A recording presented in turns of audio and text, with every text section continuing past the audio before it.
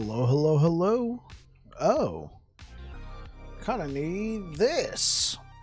How's everybody doing today? We are back again, jumping into some last Epoch. Hope you are all having a good one. Welcome on, everybody. We are playing the squirrel build. Just doing some in-game blasting work. Hey, what up, Christian? How's it going? Christian, are you the same Christian from Jericho?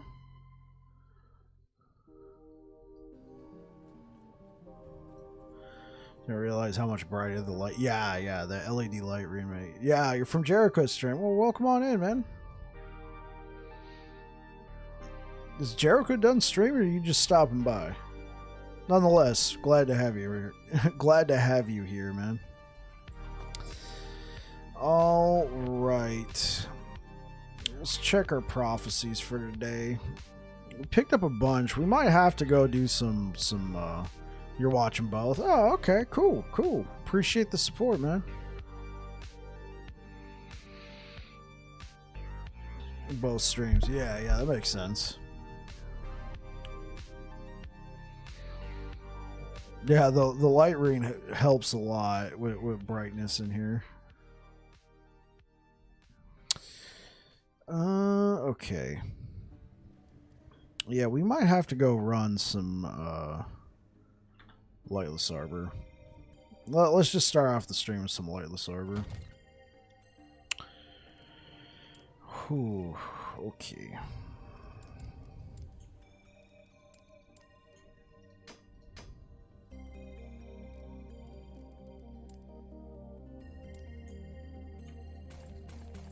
Let's just pull out a good amount of these keys. There we go. Right, we're gonna have to actually walk there to the Lightless Arbor.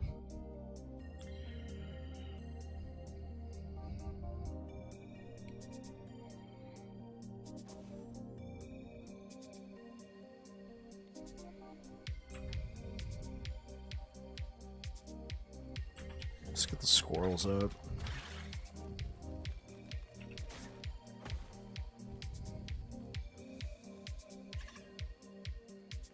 Wait, do we go through the Shrouded Ridge? It's been a while. Oh, we do go through the Shrouded Ridge. Kill them all. This will be hard. Hard what? Both streams or doing the dungeon?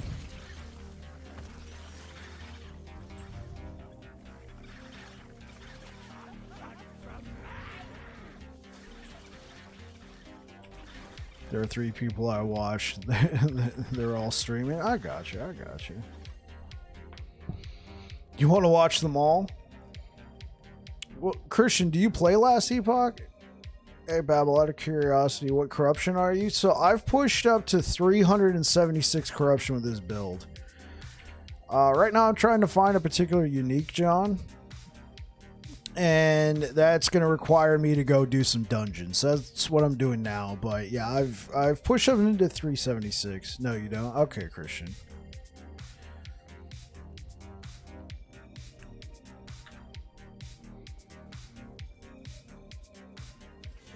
I was curious because I'm following the max roll guide for Beastmaster. Oh, okay. Yeah. That's what I use. I put the link to the guide that I used in chat, which is the max roll guide. I've followed it decently close. I got a Dragonborn axe. What I'm gonna make a video. You're also following that guide. Okay. I'm gonna make a video kind of going over what I did a little bit differently. One thing they called for on the weapon was to also have armor shred. First saw this game when Jericho played it. It makes sense. I opted for more minion damage because at higher difficulties, I found it difficult to just run up and just be slashing at people. The sustain on the build is not the greatest, so I personally opted for more minion damage.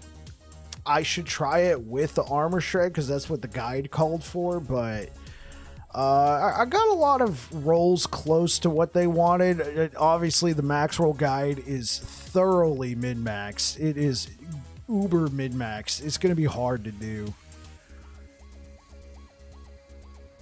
Would you say that's due to the nerf of squirrels? You see, I never played squirrels before, so I don't really know how they felt before the nerf. From what I heard, it was bugged, and so when it got fixed, it actually was working as intended. It still feels super strong. As somebody who plays a lot of Sentinel, this feels pretty cool.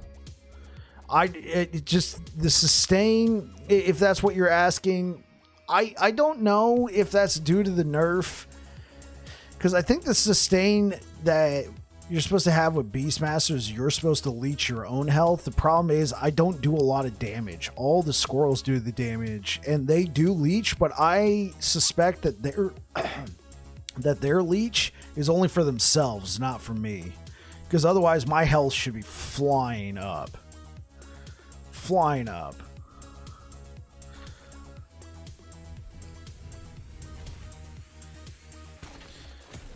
Okay, I can at least do this on tier 2. I gotta do this on tier 3, so let's just go through this dungeon. Who cares? In 7 days, 18 hours, PoE Necropolis League will start. Yeah, sounds like it's gonna be. There's a lot of people excited for it.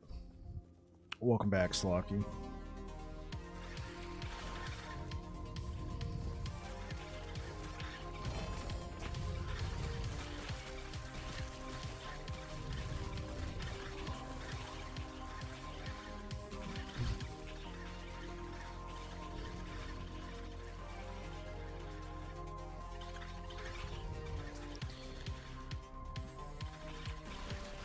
Oh, okay. Yeah. You see what I'm talking about? Right. I did do T4 Jura with this build. Is that Prophecy done? Yeah, this is one of the Prophecy dungeons. We got an Eric's Bones with no LP, so I'm just going to leave it.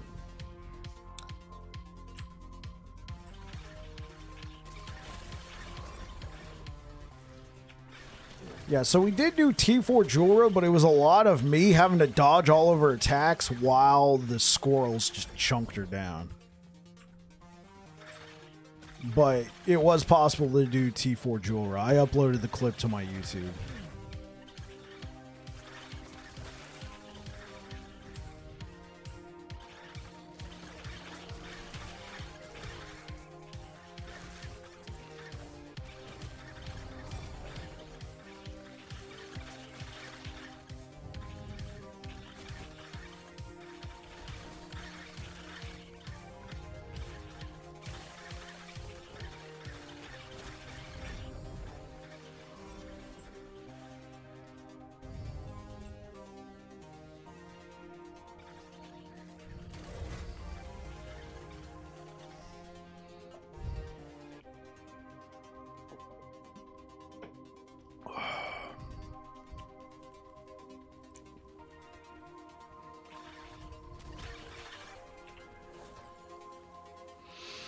Don't tell me you spent all crafting potential on your weapon on mods you don't need instead of make a copy of it. What are you talking about? This weapon? I wouldn't be able to. Hey, what up, Jay Woody? I wouldn't be able to slam this into Eric's Bones anyways, because Eric's Bones is a mace. This is an axe.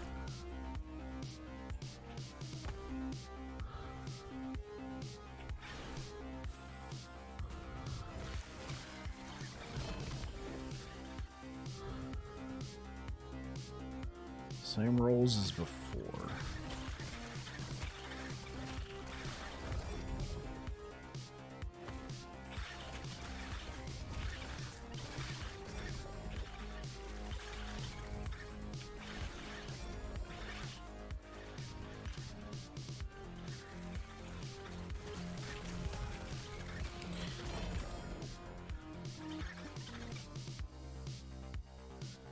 You'll probably be MIA on Monday. Yeah, that's actually a good point. Okay, cool. Bunch of 1L All 1 LP. Sure, we'll take it. More crafting potential. We just got to now find a mace with rolls that we can slam into it. I will not be streaming on Monday. My wife has a doctor's appointment, and so we're gonna go handle that. Everything's fine. Just routine, but it's gonna be after I get off work. So we're just gonna go handle that. I'm just gonna take the day off from streaming. But I will be back on Tuesday, and you will be missed, Jay Wody. Hope everything's all right.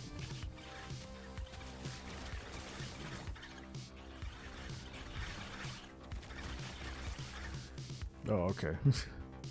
Ditto for Monday. Yeah. Oh, you got a doctor's appointment on Monday too? Okay.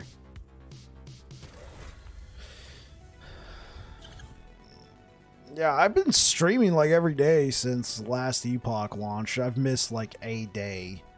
But the one day I don't commit to is Sunday, but I've been streaming on Sundays.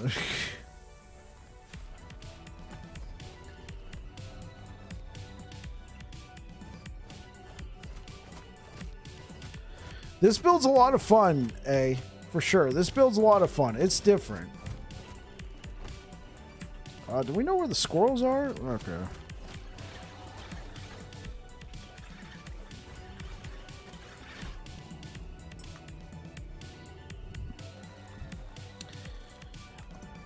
Yeah, I do recommend this build. Being somebody who's played a lot of Sentinel, this was it's definitely different. Like, the Beastmaster is, this particular Beastmaster is tanky, but he doesn't do a lot of damage. The squirrels do the damage primarily, and it's a different experience. I do recommend it. It does require a lot of itemization though. Like the Void Cleaver Racing Strike did require a decent amount of itemization, but I had workarounds for that. It's also worth noting that this build, you can't build into it semi-immediately, unlike Void Cleaver Racing Strike. You can start building into Void Cleaver Racing Strike as soon as you hit level 20. Or, no, excuse me, as soon as you hit level 19 and you got your mastery. You've not seen last Epoch in a while? Yeah, Jericho was saying he was kind of over the game.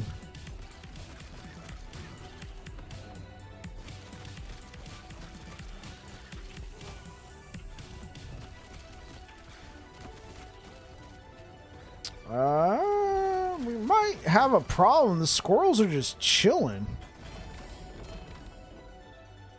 1 LP peak of the mountain. Yeah, he did say that.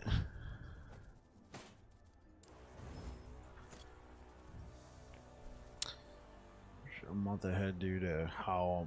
Okay, so Jay Wody, is the medication not working?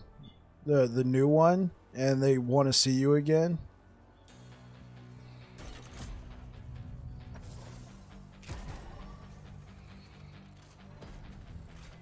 I'm not doing this for vault runs, chat. I'm just buying one chest. My friend got a son, but he decided to go to Qatar to watch football. Who cares about wife and son? Golly.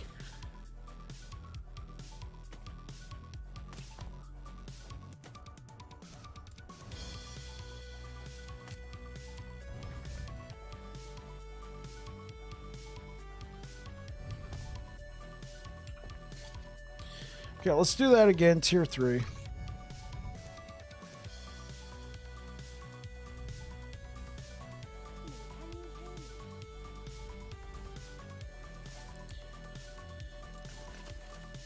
Yeah, so literally the only thing you need is Herald of the Scurry, but it does help if you have flat minion damage. Helps if you have the Feign, but not required.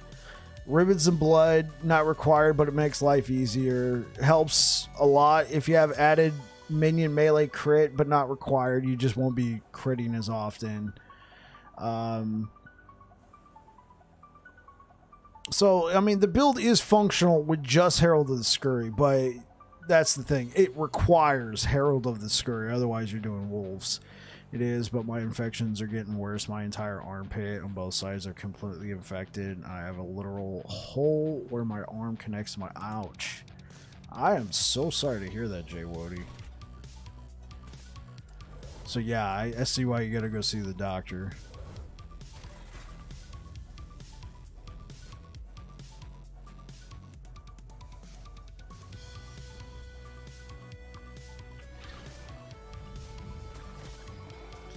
Now the squirrels. Oh, okay. Well, they're kind of bugging out a little bit in this dungeon.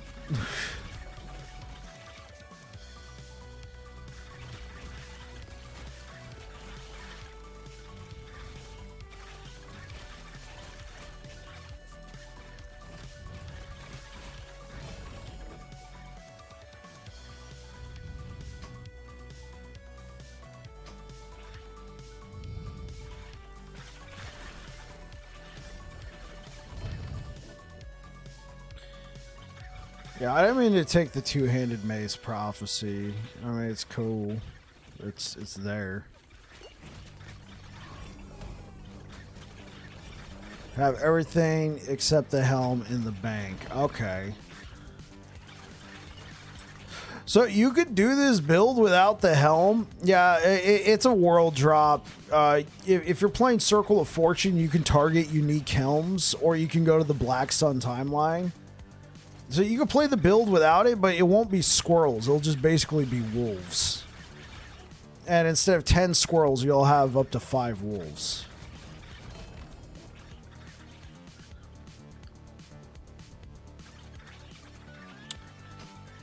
Well, we're getting a lot of Renegade's Will, chat.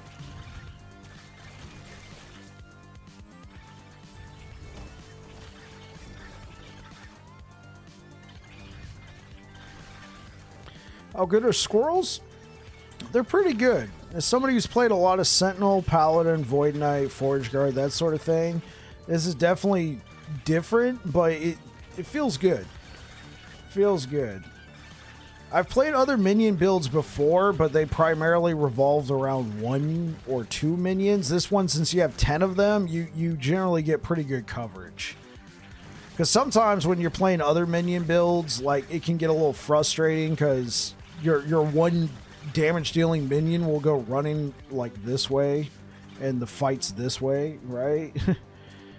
But this way with 10 squirrels, you can generally get at least one of them to start attacking the thing that you want, and then the rest of them generally pile in. Or they'll split up into groups, kind of like what happened there. I had 5 stick with me and the other 5 run off and kill something. So I don't feel like I'm ever like, yo, come back, unless the game glitches.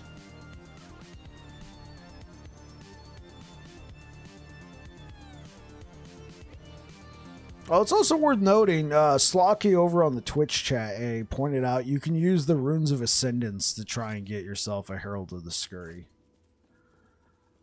So if you got a bunch of helms you don't care about, like rares or exalteds with affixes you could care less about.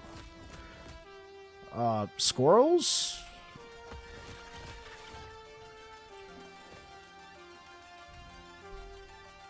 Then you can just use your Runes of Ascendance to try and get a Herald of the Scurry that way.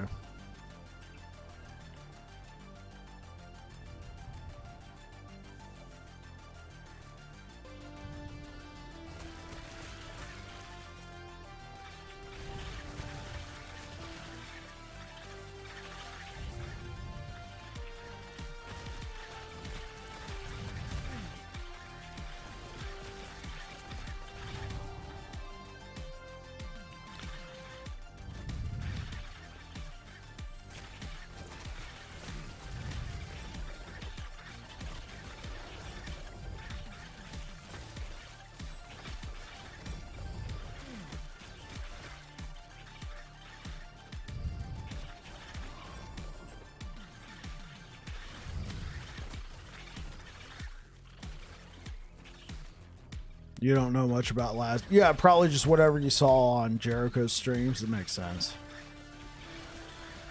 I've been streaming the game a lot. I stream just about every day, and I primarily stream Last Epoch. But this Saturday, we're going to be doing a Dead by Daylight stream. I'm not switching to the game, just doing a Dead by Daylight stream just to be like, hey guys, here's something different.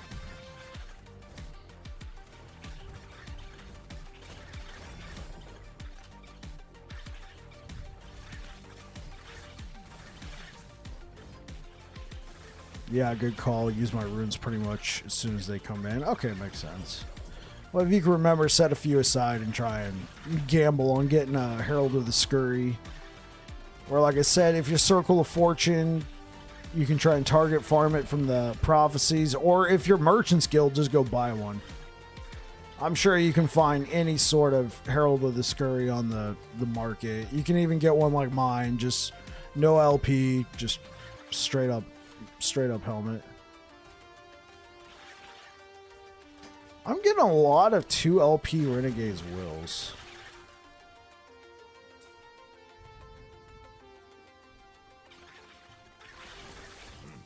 I probably don't need to pick up any more 2 LP Renegade's Wills.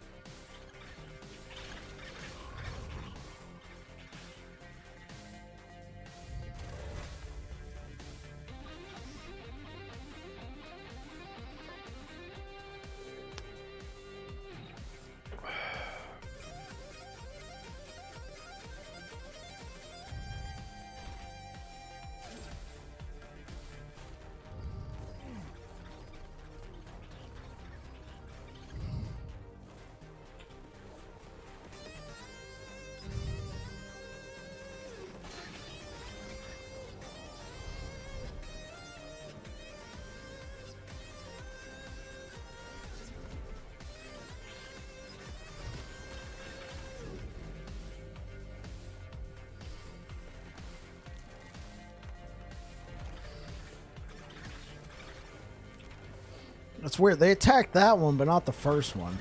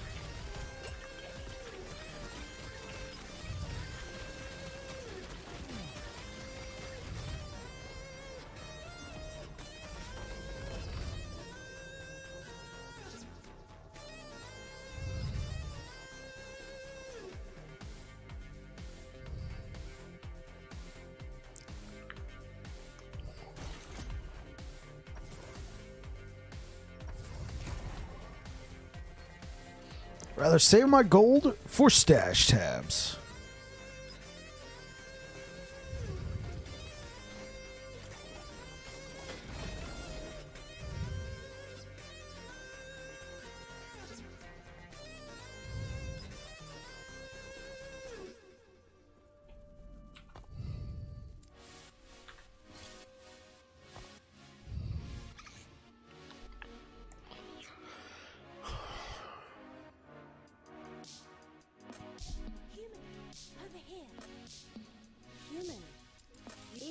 Good then, human. Can you understand me? Alright, well, let's try tier 4. Just for content, right? Lightless Arbor tier 4.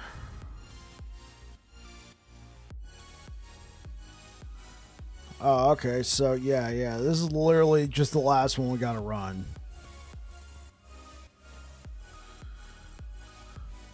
I don't know if I want to go do the Soulfire bashing on tier 3. Have you tried Turbo's Squirrel build with dual wield? No, I have not.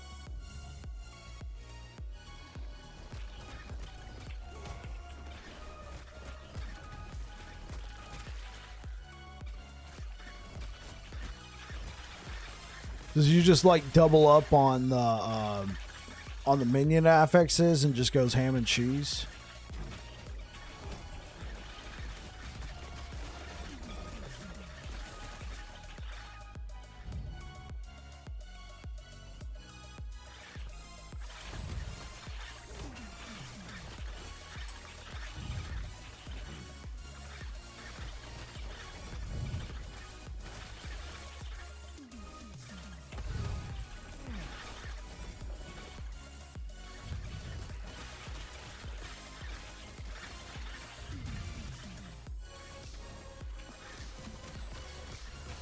Yeah, YouTube doesn't allow links in the chat.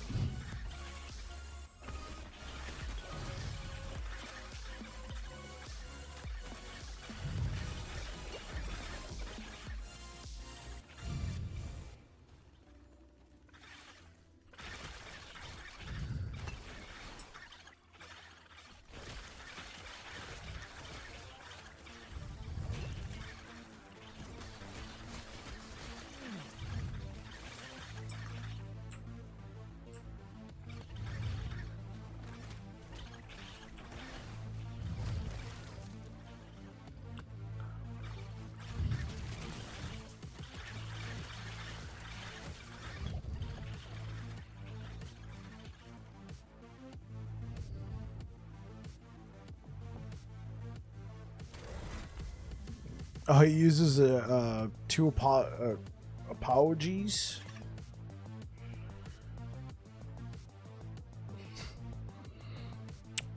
I think there was somebody in here yesterday saying they were using an apology. Was that UA? You were running like some sort of minion build? Squirrels? Care to attack this thing?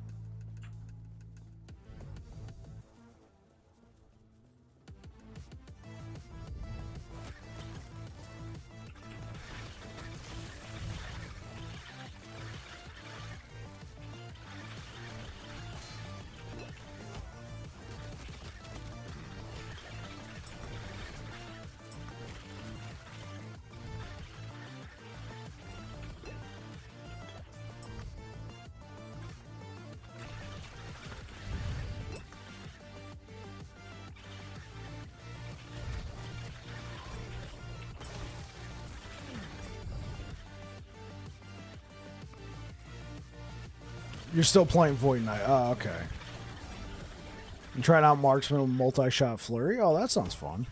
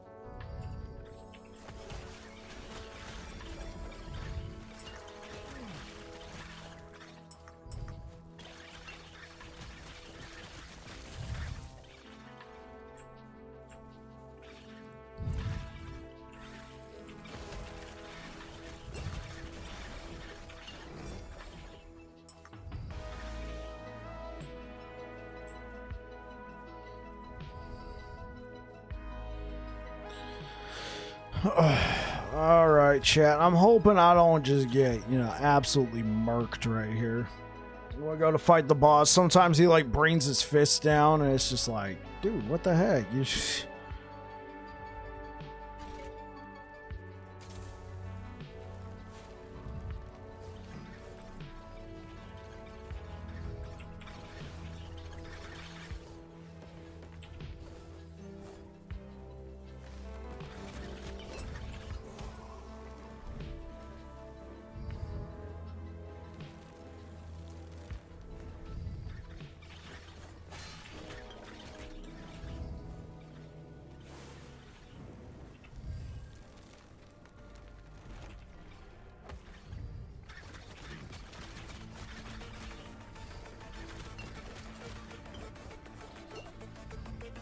I had to use all.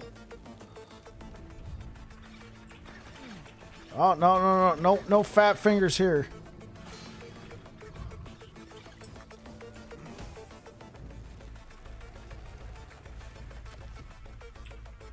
Okay.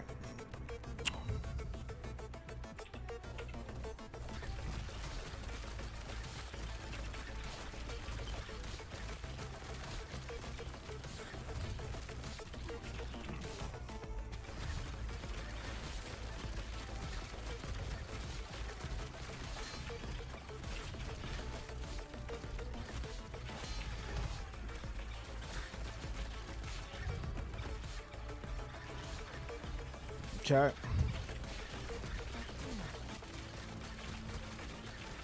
I think we got it, chat. Yeah, there we go.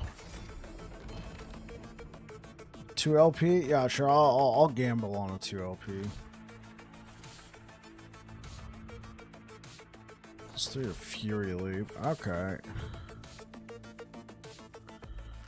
Alright, well, T4 out the door.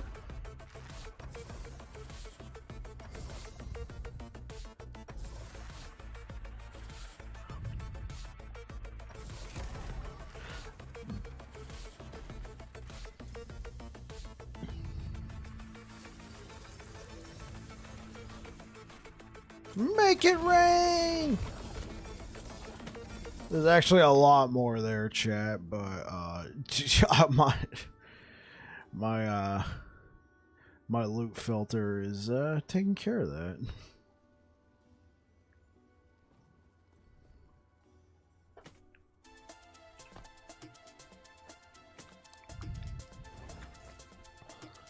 Okay.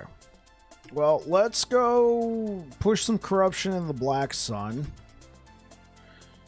Build up some favor, and then go cash in.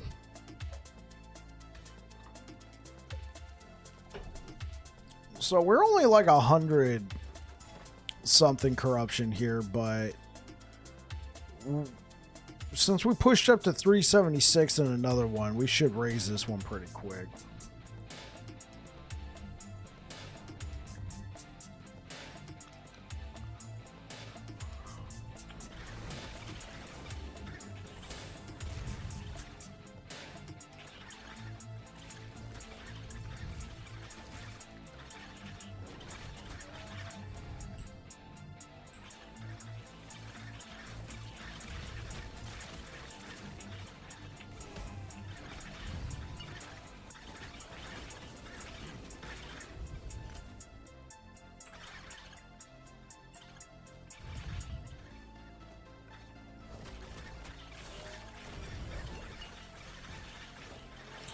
Have I tried other minion builds on Beastmaster? No.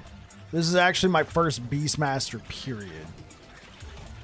I largely play a lot of Sentinel, but I found enough Scurry Helms, or Herald of the Scurry Helms, to want to go try it out. And I've been playing it for over a week. I think it's been under 2 weeks.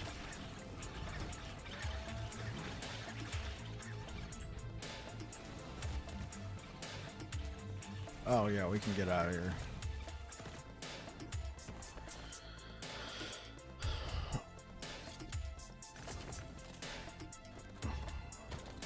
Let's just make a whole new tab.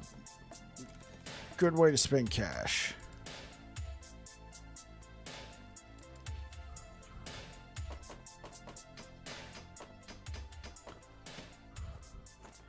And we'll call it Eric's tab. Gotta put a little skull right there and then make it orangey. There we go. It's Eric's tab.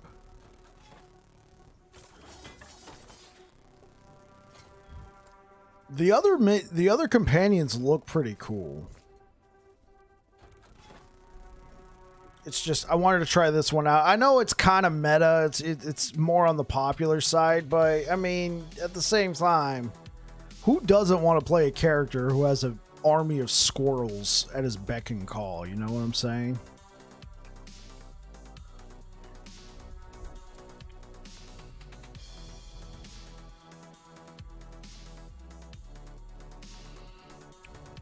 Oh, hey, what up, Space Trucker? How you doing, man?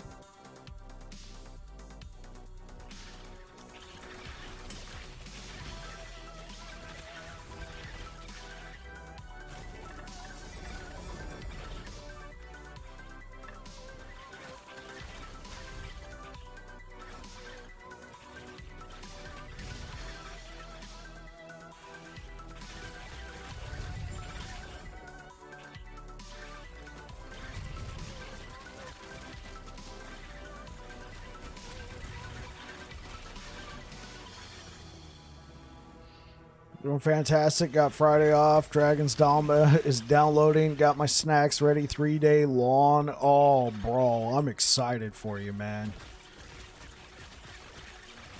Are you able to play Dragon's Dogma right now?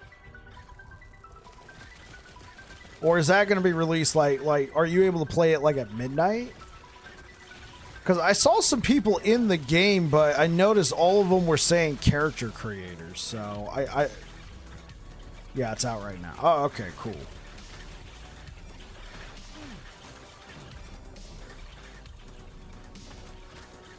Yeah, I'm excited for you, man. That's going to be a lot of fun. What are you playing it on? PC?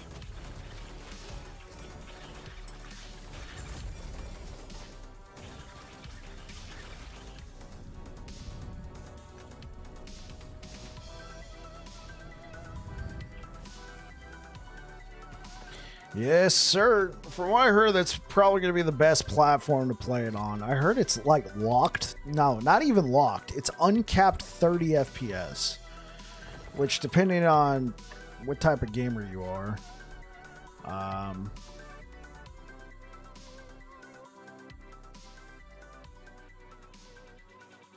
you watch somebody play for about 4 hours. Oh, okay, cool. Came out at 5 p.m. Eastern. Oh, okay, 2 p.m. my time.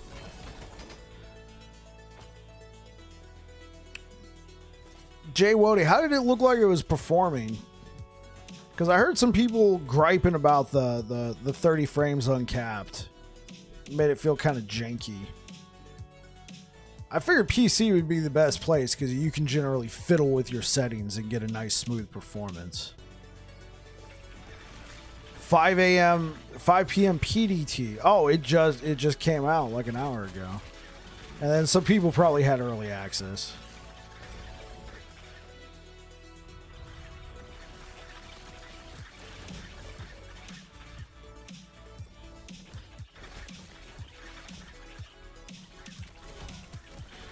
Don't play on keyboard and mouse is optimized for controller. I feel like games like that are optimized for controller, especially if they're ported from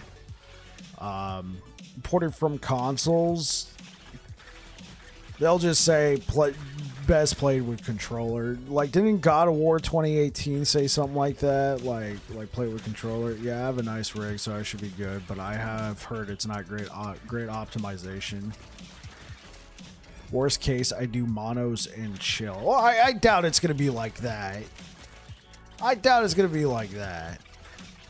It's janky. He'll play on keyboard and graphics good, but it's 30 FPS period, even on max settings. Ah.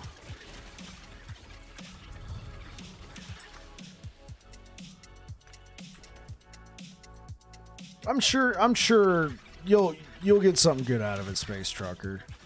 I don't know. I've played a lot of PC games that people have said this is crap, and then I made it work. I made it work. I'm like, this is fine. Could be my standards are not as high. Wody, good call. I'll set my controller up now. Yeah, get your controller ready. I feel like those kind of games, like I just play with controller by default. Elden Ring, Dark Souls, I just use the controller. First 2 hours is like a dump of information, then they'll toss you in the game with little info, but the gameplay itself is amazing from what I've seen. Combat is great. Alright, that sounds great. So as somebody who has not played the game yourself, but you've seen it, you would give it you would click the interested button, right?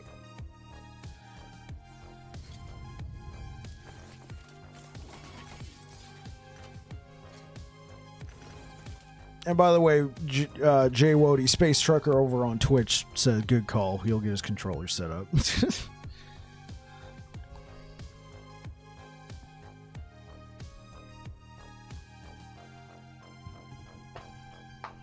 Yeah, I'm interested in it, but I'll wait for a few patches. That makes sense. That makes sense. I do know it's a highly anticipated game. I mean, when did the last one come out? Like 10 years ago? More than that?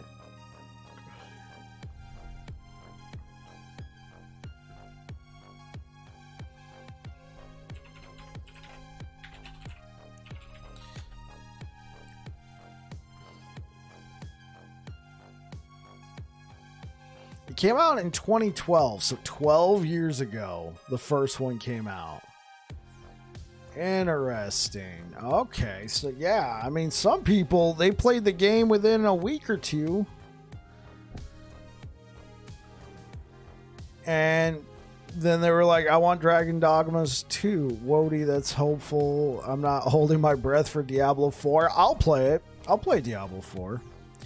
I like Diablo 4. It's just, you know, some of the decisions on it were...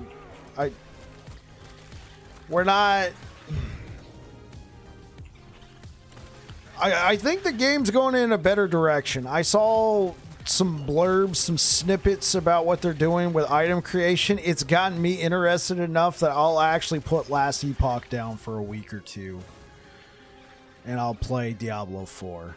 I'll stream it here. So if you guys got questions, I mean, whenever the next season is, I heard it got delayed. Yeah, so whenever it is, assuming it's not around the time Last Epoch's doing Cycle 2, I'll play Diablo 4. I'll bite the bullet. If you guys if you guys don't know, you can just tune in and see me play it. I'll play a barbarian. Just because that was the last class I played.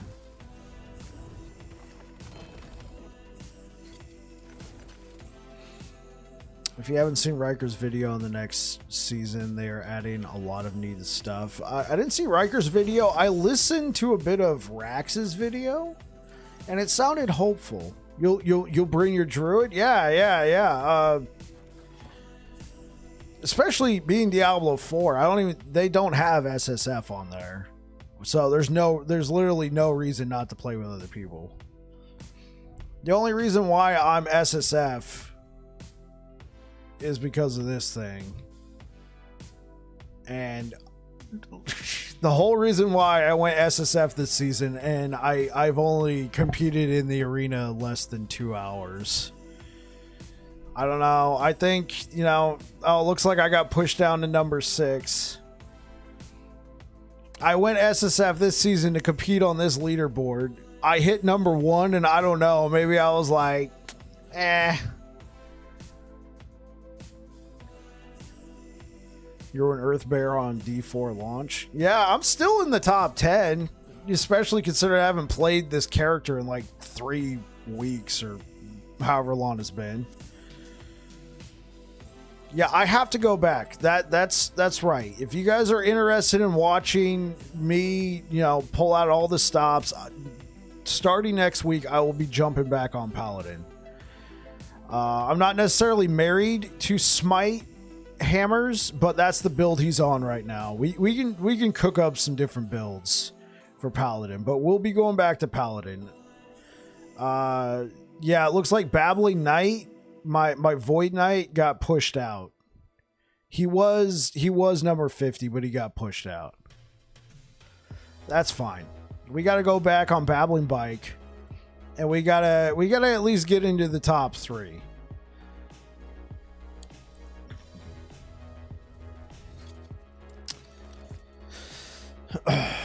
Yeah, Space Trucker, I played Druid on launch. And I played him for a solid month. And I hit level 100. Then I went and rolled a Barbarian.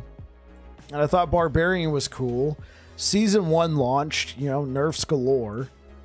And then I played Barbarian. I leveled him up to like level 76. And then I was like, let's go play Baldur's Gate 3. That game just came out.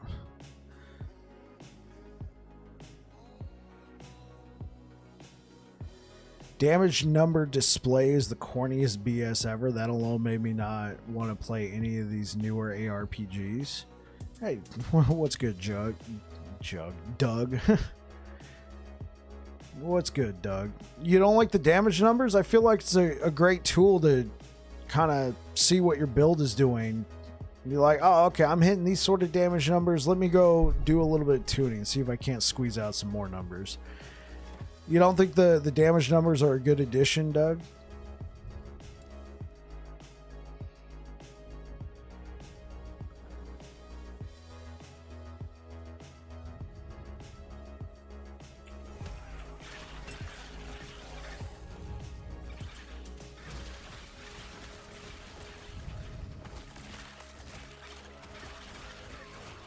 Got a bard, a rogue, and a druid to 100 so far. Yeah, I only got that one druid up to level 100 in Diablo 4. I got 2 barbarians up to level 75 pre-season and then season 1. Then I went and played Baldur's Gate 3. And then I was like, hey, let me go check out this game called Last Epoch. I heard it's good. Before I was going to go back to Diablo 4. On the easiest ARPG ever, congrats. Okay. You think Last Epoch's the easiest ARPG ever?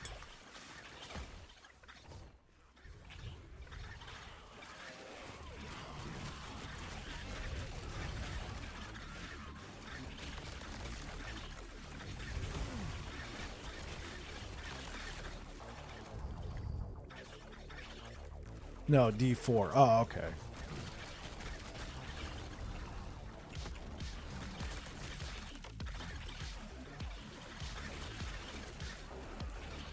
Yeah, D4 is probably on the easier side of the spectrum for sure.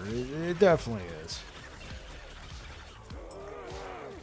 I still like it, but it's definitely, it wasn't very enticing, so to speak. But it looks like they're bringing a little bit more complexity with the gearing option, so I'm willing to go check it out again. I don't know how much time I'm going to give it.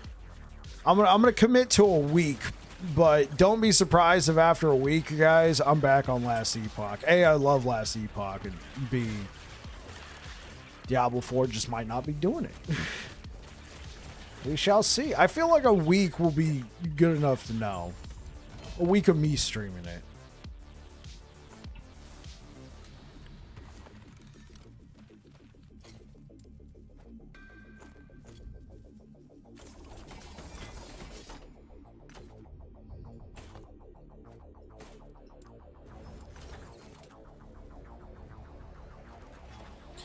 Usually play a week and finish the season anyway. It doesn't take much. Yeah.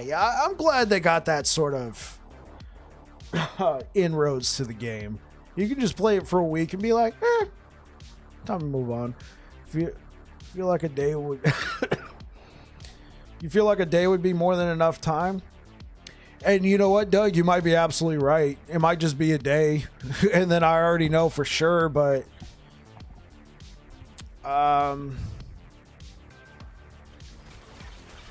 I mean, yeah, maybe a day and I'll know, oh, yeah, this ain't it. Or, oh, actually, some of these new crafting options kind of add a little depth.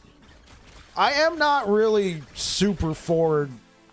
I am super not looking forward to the talent tree. No, what do they call it on Diablo 4? The talent twig? I mean, it's simple. I think Diablo 4 is a great inroad. If you've never played an action RPG before, I would recommend Diablo 4. I just don't know if I would be like Diablo 4 is the action RPG. But at the same time, I would probably just recommend Last Epoch and then be like, yo, you want more than that? Go play Path of Exile. You are ready. You have passed your training. With Talent Twig. Yeah. You like that one, Doug? That was last season? What season 2 or season 3? Because I guess they're still technically in season 3, but it's It's not gone well for them. Yeah, you like that one?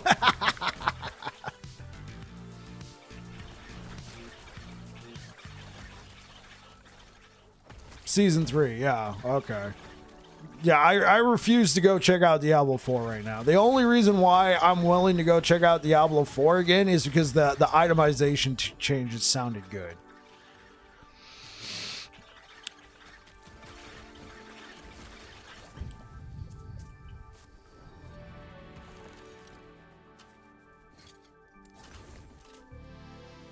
Oh, Bike, I tried your method of cooking pasta al dente and then finishing it off in the sauce in the oven. It's amazing. Good advice. Well, I like it that way for sure.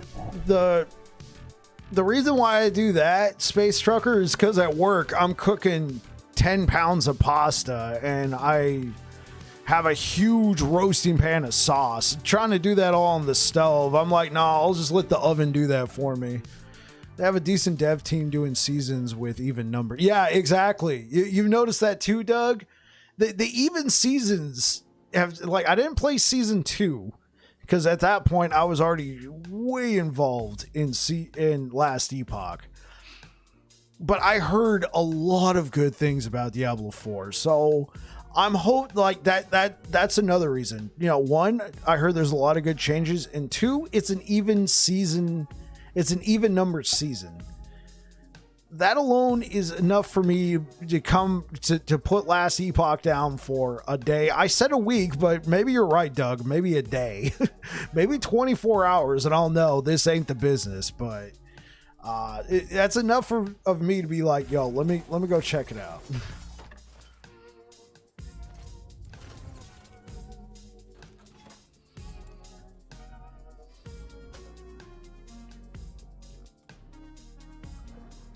Yeah.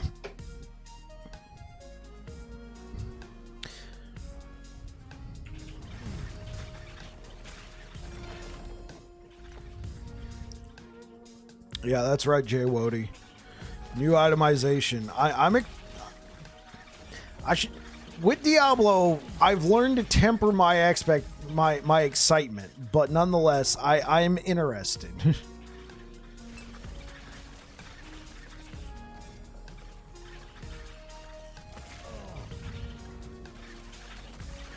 And Space Trucker, I'm glad that worked out for you, for sure.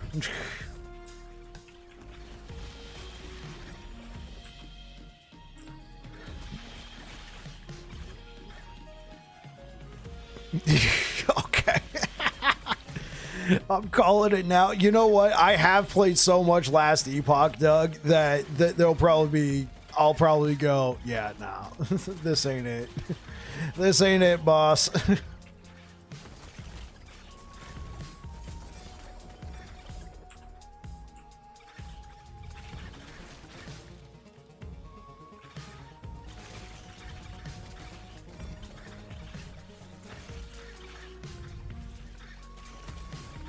D4 bad? D4 needs love.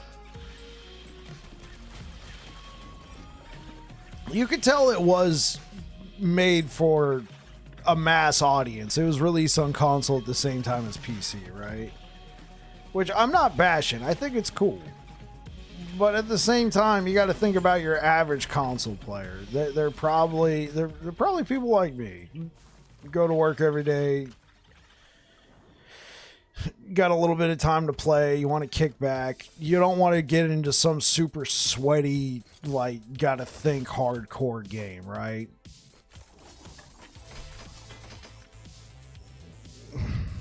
It needs a deep romantic connection, not just love. Same. Honestly, and I was talking about this I was talking about this in Jericho's stream. Shout out to Jericho, by the way. One reason why I'm still playing Last Epoch is because I'm super familiar with it, and once you get to the end game, it's just kind of, you just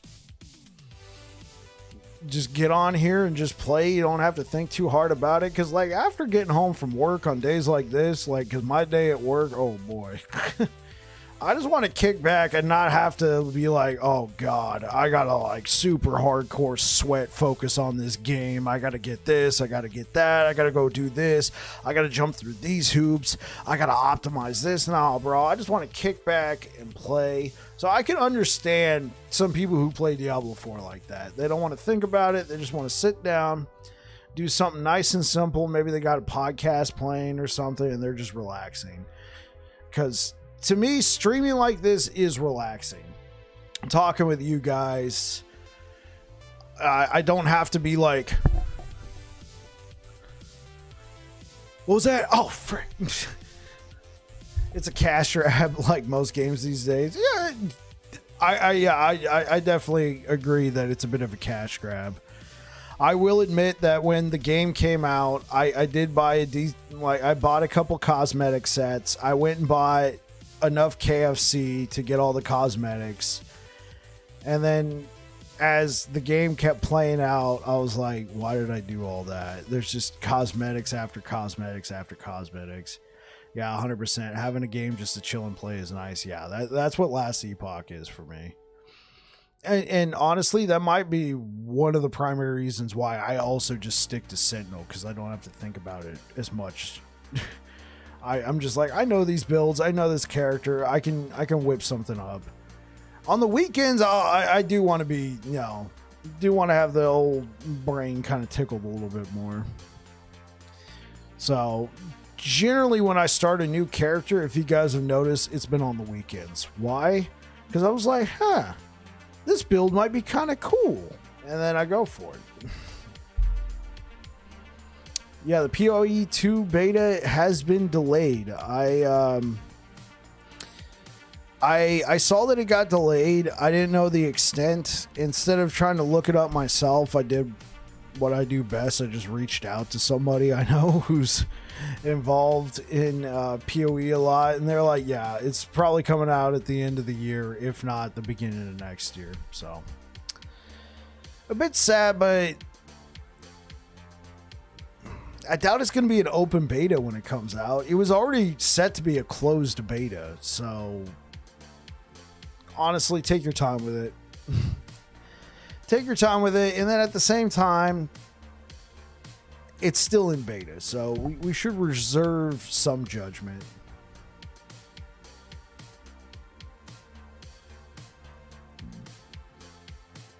You couldn't get into PoE because it was too overwhelming. For me, when I played Path of Exile, I made it to like level 40 something.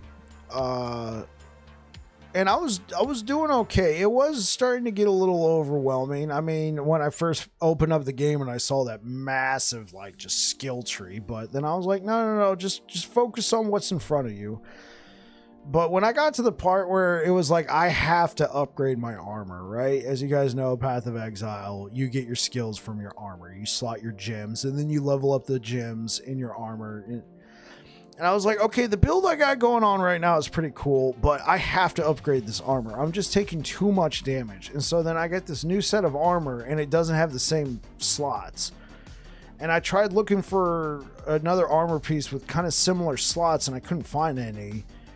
Which means I would have to put all new gems in there, which means I have to level up all those gems to match those slots until I can find a new armor set to put the gems in. And people have pointed out, oh, well, you can craft armor, you can craft. I'm like, yeah, but this is like level 40. To me, that's like an in-game thing. Like, you want to keep using your same build, here's a piece of armor slotted in, you're good to go. To like already be at level 40, trying to find new armor and crafting materials to craft the armor so you can keep your same gems so you can just progress through the game. For me personally, I was like, this is a number of pain points. And from what I heard, apparently my build just sucked anyway from when I described it. It was like too many mismatched stuff, and what I had to re-roll some stuff, and I heard re-rolling's not the easiest in PoE. So I've been told if I want to play Path of Exile, I should use a guide. And from what I've heard, that a lot of people use guides in the game, even experienced players. So That might be a possibility. I doubt I'm going to jump on this new league that's coming out next week. I'm still all about that Path of Exile, that last Epoch life right now.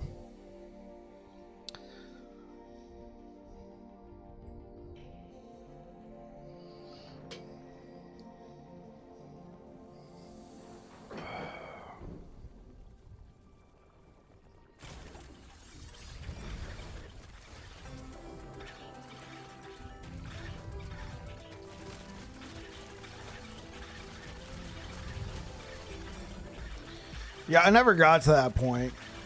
And if I played a game like, I'm pretty sure when I played Path of Exile, I did what I do best, chat, SSF. I wasn't gonna spend all this time trading. I just was like, nah, don't talk to me. If I want items, I'll find it. Or I'll just go without.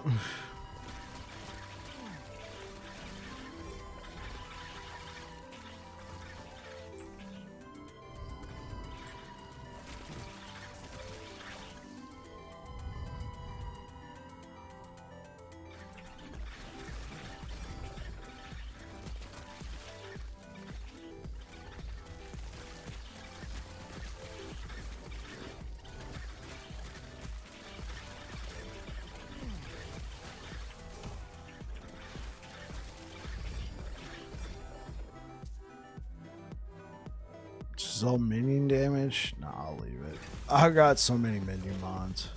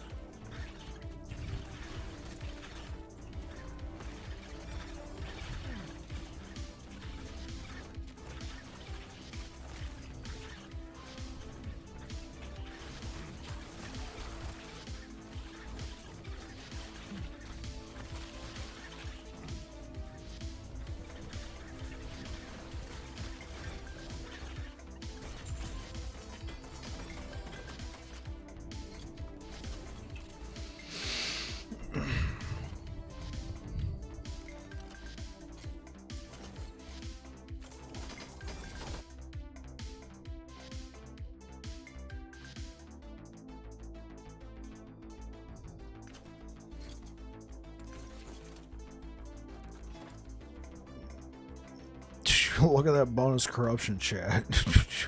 Plus 111. Yeah, that should be fine, right?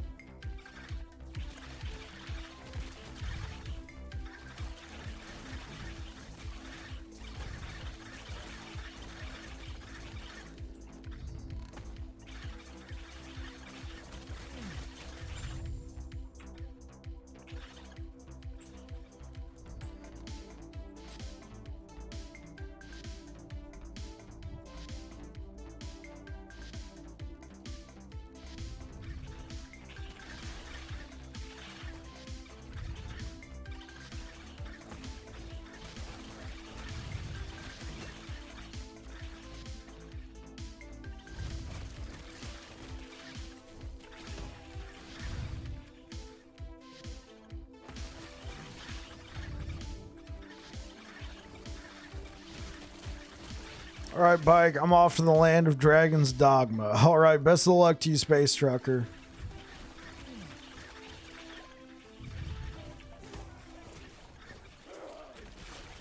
Thanks for the lurk, man. Appreciate it. Have fun, brother.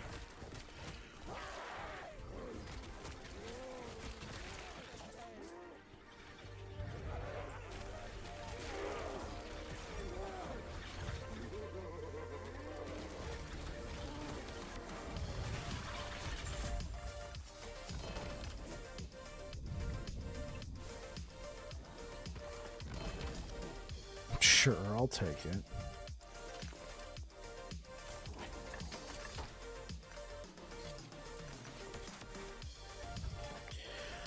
All right, let's go fight Rye.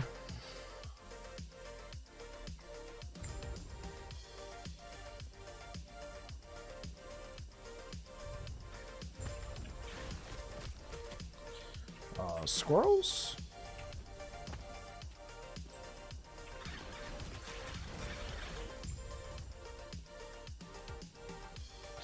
Greetings and salutations, Sneak Lurk. Also, Waffle Time. All right, catch you there, man. Appreciate the lurk.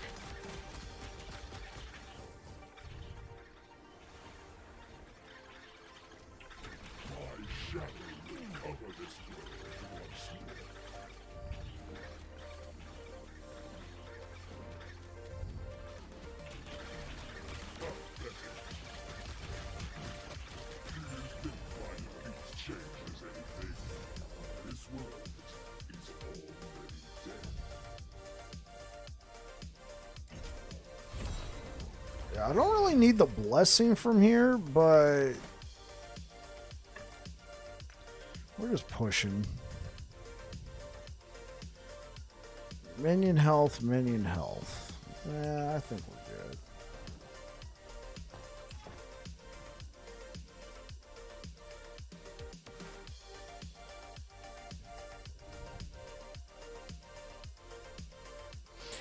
Okay. Push this corruption, chat. We're gonna immediately be at like 250, 260 corruption, just because we pushed the other timeline so far.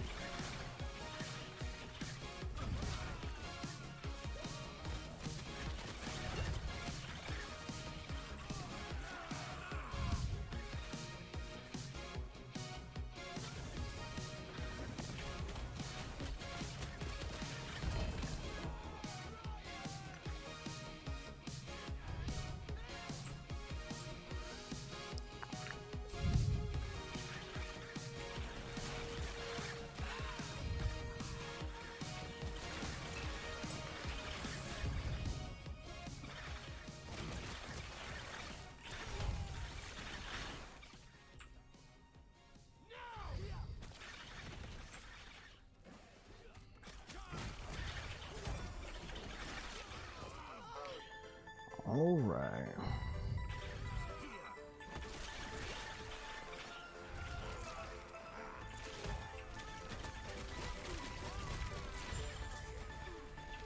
Light up.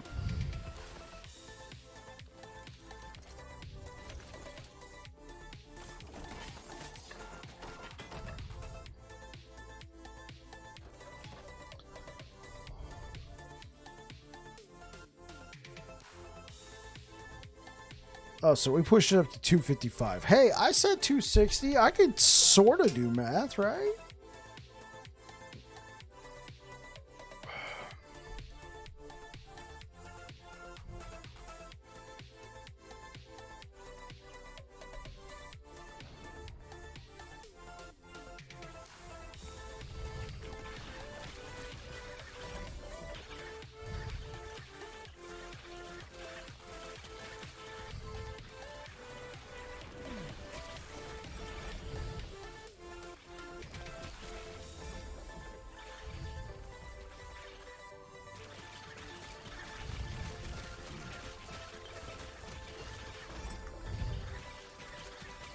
It's tempting. I'll take it.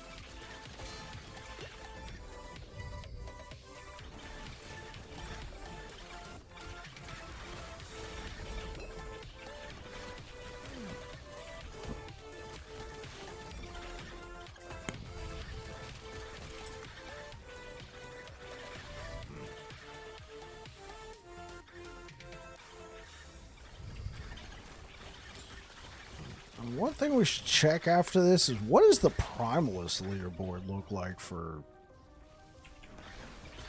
solo self-found, solo account found, excuse me.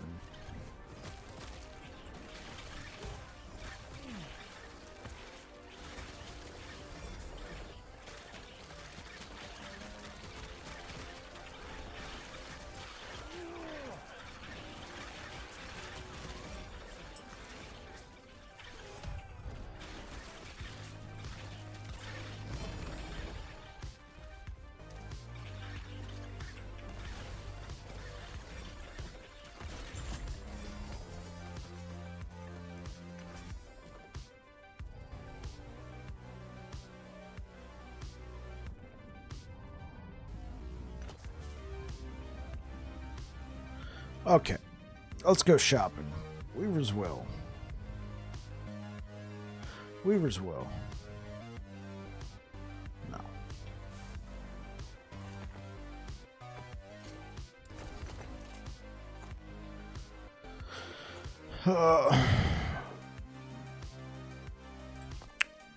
I do need that cold resistance, unfortunately. Unfortunately, I do need that cold resistance, but we can probably make that up in idols. Because I'm curious, what can we get out of here?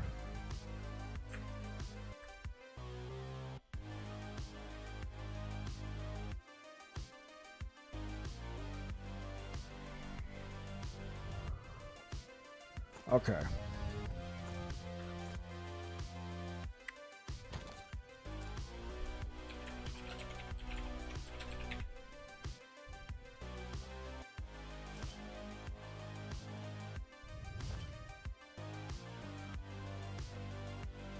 Okay, well, we got 3 right there, but let's see if we can find any with health.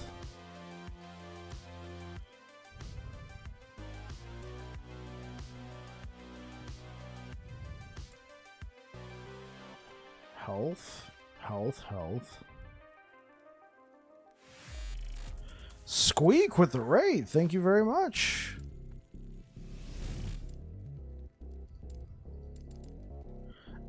Get hype. Yeah, that's right. Hey, welcome back, Christian. Hope everything's going all right. Squeak, thank you so much for the raid. over here on Twitch. How you doing, man? How'd the stream go?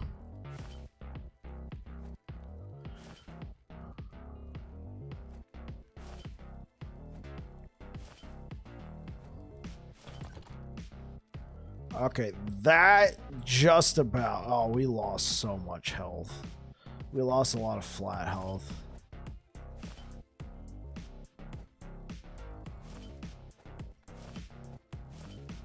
Jericho just finished the stream. It was more of a shorter one. Oh, okay. Okay. Shout out to Jericho.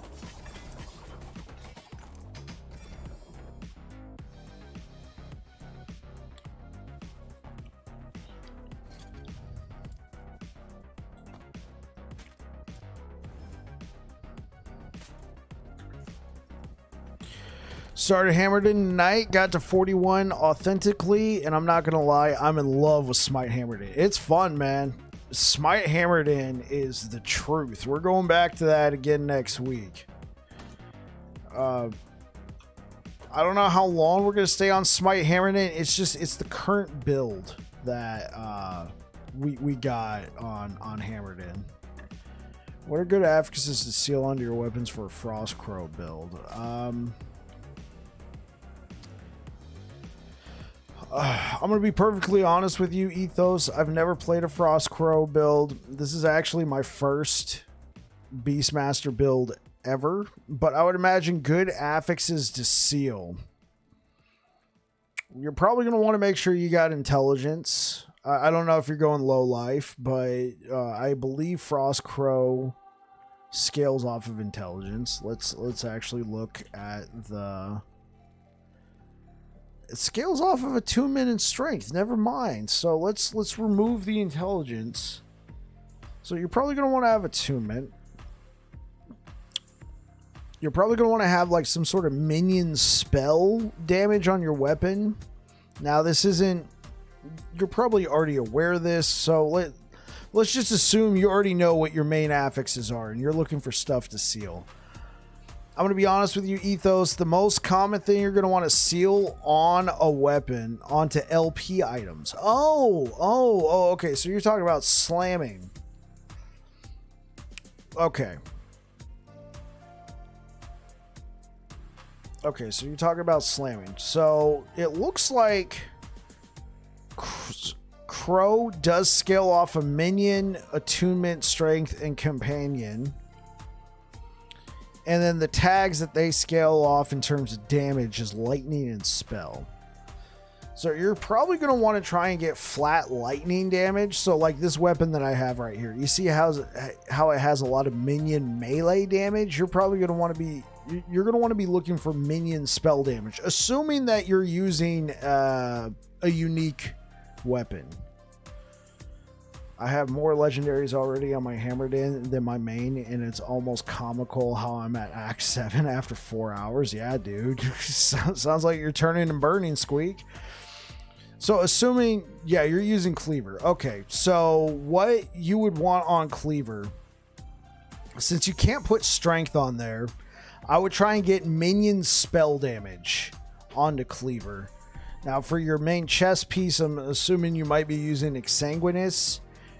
Strength is probably going to be the one you want. Assuming you're using something like Ribbons of Blood, you're probably going to want either minion damage or strength, because since you're using Cleaver, you're going to want to make sure you have a lot of strength on your build for because you're going to be getting a lot more ward retention. I'm assuming you're doing a low life build since you're using Cleaver. So you're probably going to want to be slamming minion damage and strength in a lot of your uniques. If you feel like you need it, probably maybe minion health. But for a lot of my slams, I try to go for minion damage or flat minion damage on my exalteds. And then I would try and I needed endurance. For me personally, you're probably not going to need endurance, so I wouldn't worry about that. I would focus on getting health. Well, maybe not even health.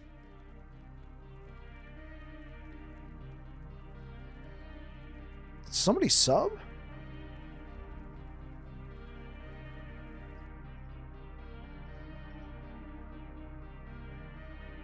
No. Okay. That was weird. Twitch was like, let's go! I'm like, where's the alert? What happened? So yeah, I would focus on strength, minion damage, and maybe minion health, and then try and get flat minion spell damage. Again, I will preface this again.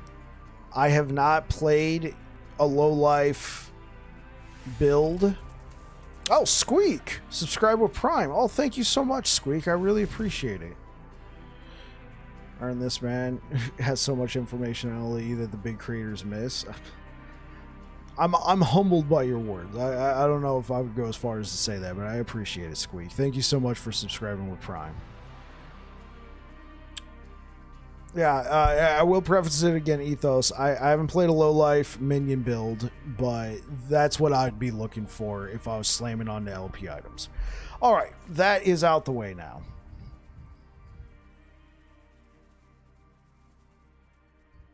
Are you running Crips build that he did? I saw the video. I haven't tried it. It looked pretty decent. It looked pretty decent. I saw him hit critting for like 2 million with his crows. Oh, what am I doing? Let me jump out of this. I needed to see, is it even worth my time to go try and do an arena run at some point on Primalist for SSF?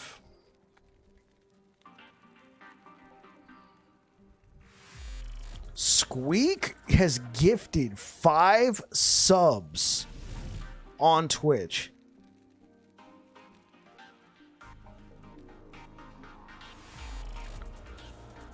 Oh my gosh. Thank you so much, Squeak. I appreciate it so much. Thank you very, very much. Yeah, he doesn't show anything he put on his weapons. So I don't want to bust my 2 LP with garbage. Yeah, I got you. I got you. So for his build specifically, I would focus on strength. Focus on getting strength. Strength's going to be your best friend with that build. Since strength not only... could we even get onto this leaderboard? Oh, we could more... Like, dude, it's easier to get on this leaderboard than... it'd be easier to get on this leaderboard than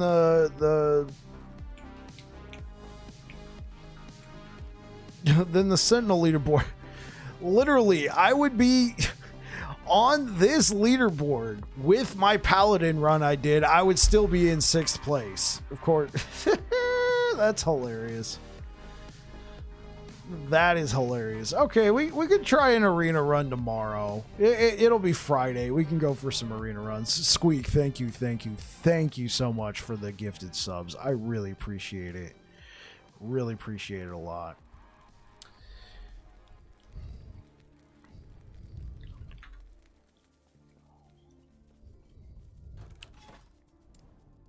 All right, back to our gameplay.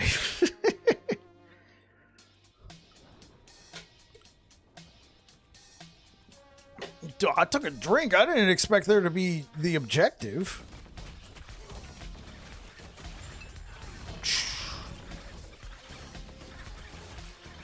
Oh, okay. I guess this is a thing.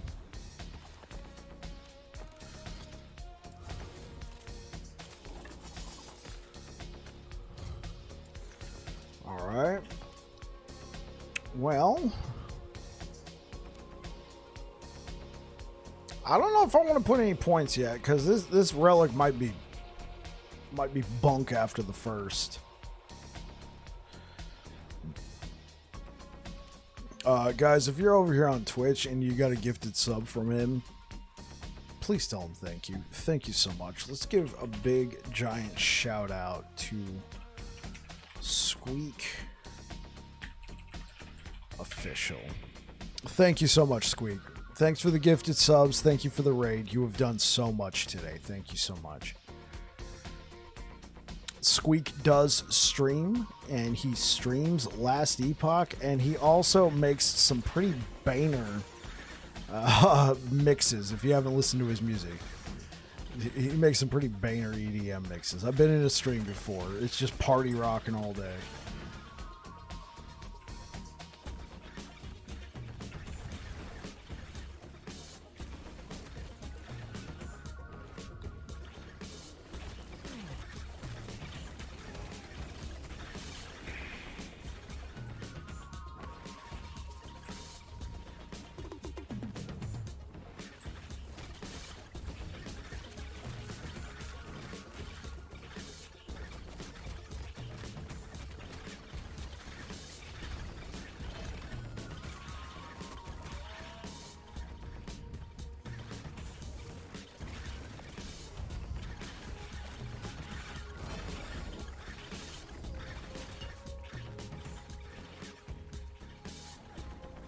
A bunch of no LP Eric's bones. What a rotten shame, man.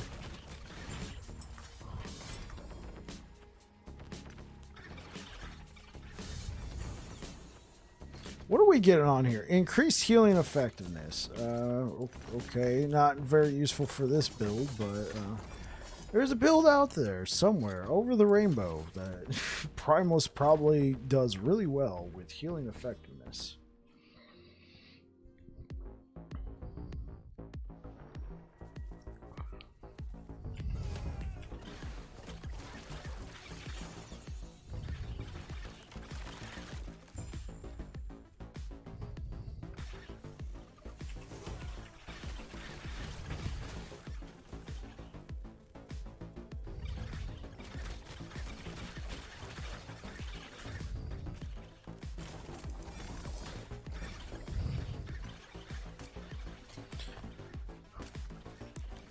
For the lulz.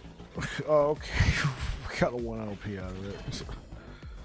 I've already got like 4 2 LP Howl of the West wins, so I'm not gonna worry about it.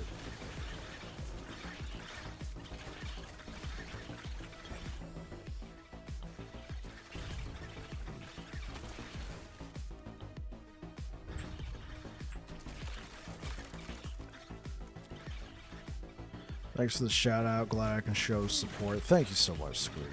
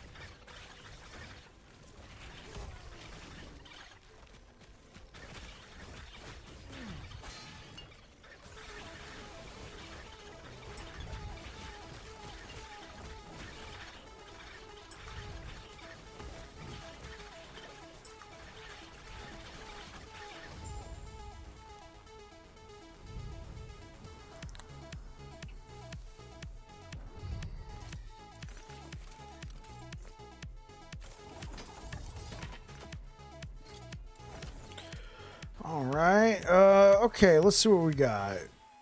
Shield, helmet. Okay, so if you guys didn't know, this is a good timeline. This is the Black Sun timeline. If you are interested in playing Herald of the Scurry, and like let's say you're playing Circle of Fortune, your primary way to try and get one of these helmets is most likely going to be your prophecies. Actually, it will be your prophecies. You're going to want to try and target farm this through the prophecy system. Another way is to, just pick up any random ass helmet you find and then slap it into here and use a rune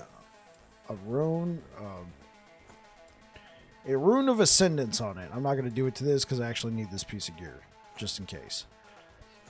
But your last way, or maybe this is your more preferred way over using your runes of ascendance on trying to get a Herald of the Scurry, is to come to this timeline and target farm these nodes. And if you're merchant skilled, you can probably go buy one. I don't know what the state of it is on Merchant's Guild, but you could probably just go buy one on Merchant's Guild. Yeah. I've gotten questions about, getting Herald of the Scurry. Those are my 3 primary ways on how to get that helmet. For me personally, I was playing a frick ton of Sentinel, and I found like 4 just playing through the game. None with LP on it, but nonetheless. That's what inspired me to be like, okay, now for something completely different. Let's just stop playing Sentinel and go play Beastmaster for the lulz. And this build turned out to be pretty good. I'm not gonna lie.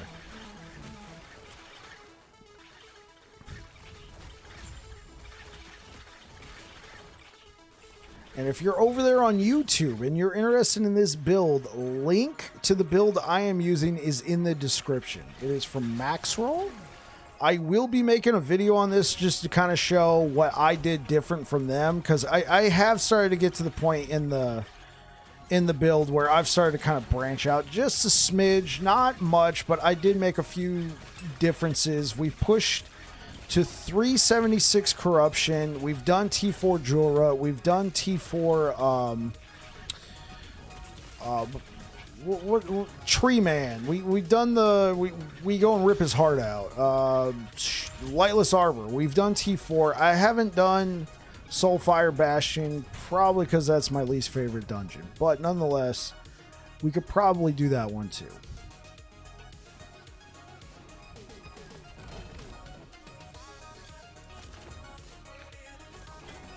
The only thing we got left to do is, I guess, tomorrow, chat, we're going to be doing some arena runs on Primalist. It looks like, at least for solo account found, getting onto the Primalist leaderboard is a possibility.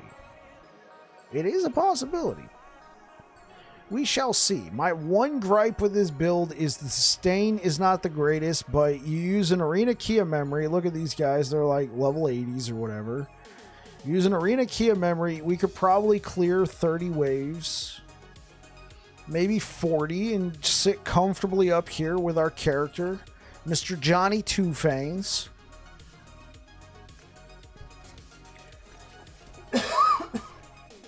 And, yeah. So, yeah, let's go for this helmet.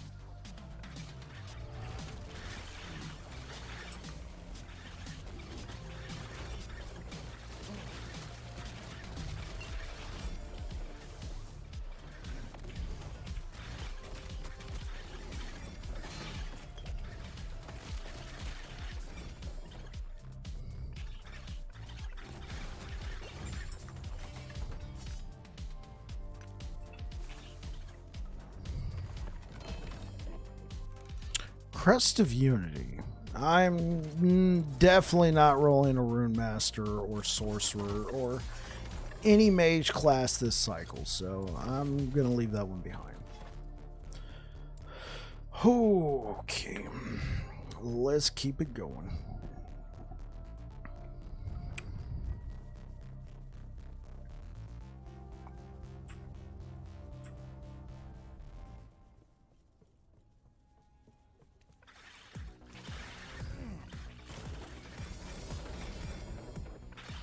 Alright, so Squeak, I don't know if I asked you, are you playing Circle of Fortune? You gonna do a Void Knight build this cycle? I already did. It's become my most popular video on YouTube, actually. After I did Paladin and before I did your Circle of Fortune rank 9, sweet. So sweet. I'm glad to hear that, man. So after I did Paladin, but before I did Squirrels, I took 1 week where I just went and blasted the junk out of Void Knight. I will admit it's probably a bit rushed, but I did a low life Rive Healing Hands build, utilizing the portion of Healing Hands that converts the healing into ward. And I'm telling you, with the right items, I was generating a lot of ward. And if I had spent time on that build, I probably could have gotten up into the 40,000s of ward. But I averaged anywhere from 10 to 25,000 ward, depending on the items. So I played that one a lot for a week, and then I decided, hey, I wanted a small break from Sentinel. Let me go play Squirrels. I've played Squirrels probably a bit longer than I expected to, just because I've been having fun. But next week we're going back to Paladin to make a push for the Sentinel leaderboard. So I'll probably make a push with Paladin. I'll try and get back up into the top 3. For those who've been here long enough, you know that I was number 1. Haven't touched this guy in quite some time, so I've fallen. I've fallen. I will admit, I've fallen down, but we're gonna try and get back up into the top 3. I think it's attainable. I did this run where I hit number 1 in like 2 runs. So my order of class selection this cycle: Warlock, Hammered In, Minion, Necro, Void Knight, Lich. When I get further through these, I'll probably add mage builds to the list. Yeah. Go. Mage is fun. I've only played 1 mage build, and that was Rune Master, and it was a build that I just kind of slapped together. It was working, but eventually I just started using all the items that made the Hydrahedron on Rune Master better. And eventually my build almost mirrored the max roll guides. I'm like, oh, these all look good. You know what? Let's go see what max roll says. Oh, well, frick. It looks almost identical.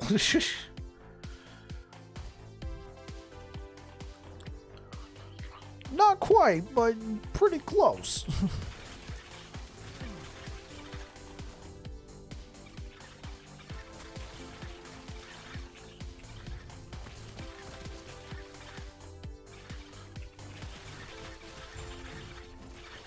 Yeah, I'm debating what class I want to run next. I got a level 99 Warlock and Marksman Rogue, thinking of Paladin next. Oh, yeah, Paladin is my favorite class. We'll be jumping back on him next week. Currently, he is spec'd for Smite Hammers. So we'll roll with that for a day or two, but I might roll him into Nova Hammered In, because I do have a lot of throwing damage gear. So we could probably make a nice Nova Hammered In, like nice.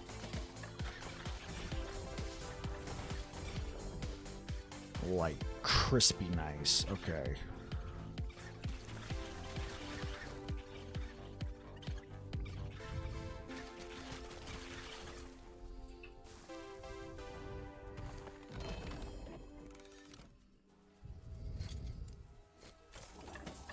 What have we gotten on this thing? So far, we've gotten healing effectiveness is at tier 6. Oh boy. Come on, give me something that I want. Frenzy Totem. Levels in Frenzy Totem. Health. Minion damage. Give me those nodes.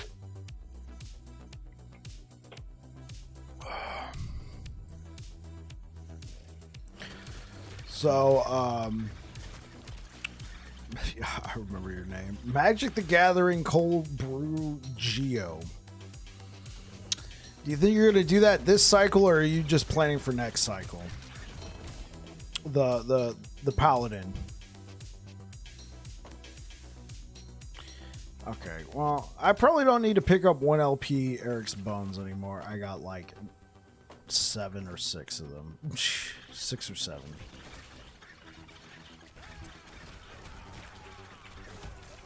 Probably this cycle. Makes sense. You probably got gear laying around.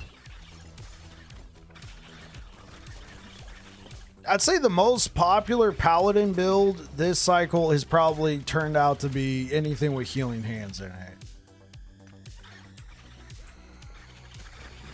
So if you want to kind of go with the meta, look at doing Smite or one of your basic attacks like Rive, Vengeance, Multi-Strike, and Healing Hands on there. If you want to kind of go with what's turned out to be the meta. Hammers are a ton of fun if you go with Paladin, though. I will say that. Hammers are a ton of fun. Whew.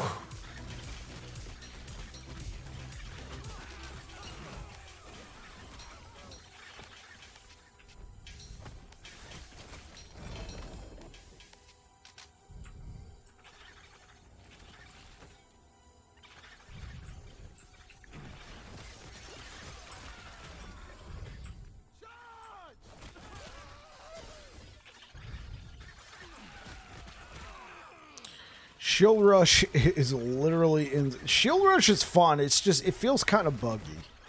Sometimes you'll be running and then you'll like hit a pebble and then you'll just stop.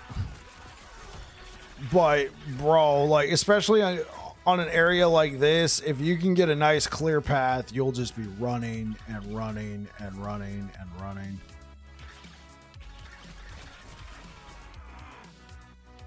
Two of the set items for Void Hammers. Oh, that sounds cool. I'm happy to hear that somebody's actually using a set item. Like was it in-game level? Yeah, it definitely bugs out when it works. Oh my god, it clears so fast. Yeah. Shield Rush is really good. And it's because of skills like Shield Rush and Hammers that Paladin will probably always be my cycle starter. I'm not going to commit to it permanently, but honestly, Holy Aura, Shield Rush, Hammers, close, like level 75, but a ton of damage. Okay, I'd be interested to see how that one finally shakes out.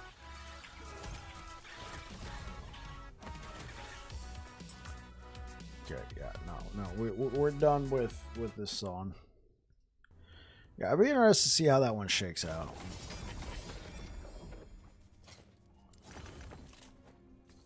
Because I always like to see builds that are in-game that use set items, because honestly, set items are a little underwhelming, so it's kind of cool when you see somebody go, yeah, F that, I'm making an in-game item. I'm making an in-game build with set items.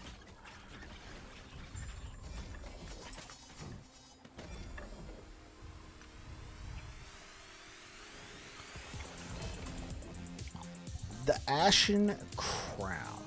Okay.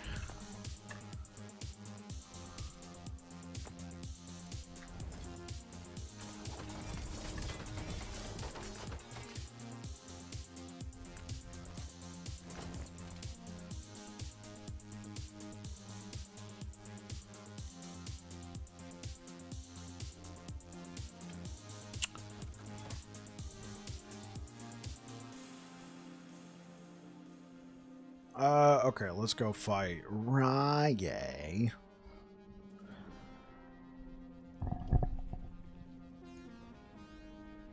Man, cycle starting Paladin this cycle, it made leveling such a breeze when most of your resistances are already near cap, and that's just from passives. It's from the passive tree, the talent tree, and the and Holy Aura. That, like, who cares if I didn't have any shards? I was already a veritable tank with Paladin. It felt so good. And then when you add Shield Rush on top of that, man, chef's kiss. Absolutely, that was a ton of fun. I'm torn because, like, using meta builds to push, but I feel like ward is overtuned, and getting like 20-30k ward is not really fun for me. I want to do like the melee tanky build. So what you could do, Cold Brew, is you could do the same build but opt not to use the ward aspect of it if you want. I was kind of feeling the same way when I was playing Void Knight. I honestly think that's why I only stuck to a week with that build, because it was like run up, you know, buzzsaw the enemy, all of a sudden you got a massive ward shield. It still needed optimization though, because when I took it in the arena, no lie chat, I instantly thought I was going to knock, because I was using Void Knight, right? I instantly thought I was going to knock myself off to the number 1 with the Void Knight, because I had so much ward. But the problem is, with that particular build, I didn't have a lot of armor, because I just stacked so much ward retention and stuff like that, that no matter how much ward I had, it was going... And that's why I only made it to like 140 waves. The game is still really fun without broken builds if you're not concerned with pushing the unreachable levels of the broken builds. Yeah.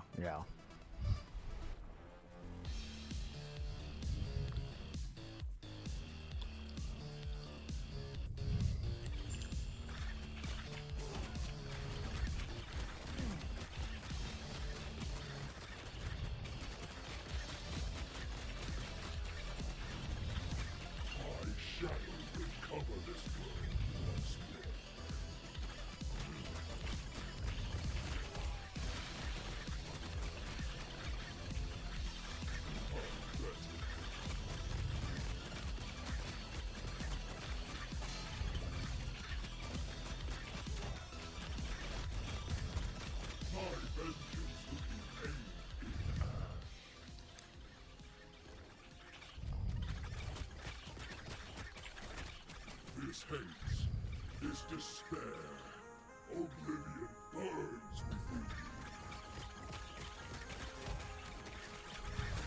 Do you think my defeat changes anything? This world is already dead. I might try that. Yeah, it just feels kind of cheap to me. Like, obviously you're gonna hit high corruption when you have 5-10 times the amount of life through ward. Right, yeah, I gotcha. Hopefully the devs balance it a bit for next cycle. Glad they fixed a couple of bugs like the warlock one. Right.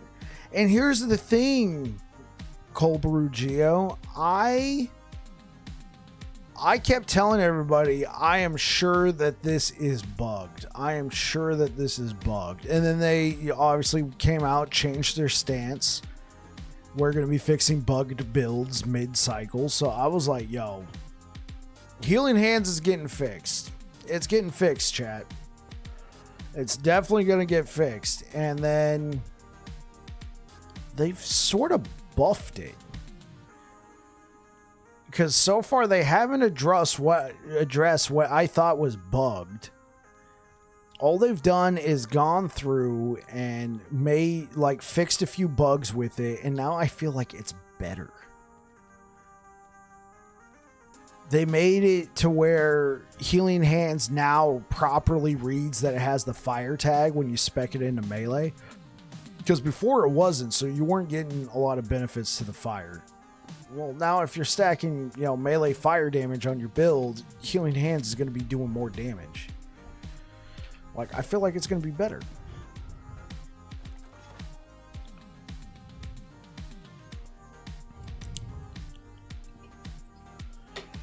Drinks busted. Gonna go grab a fresh one. Be right back.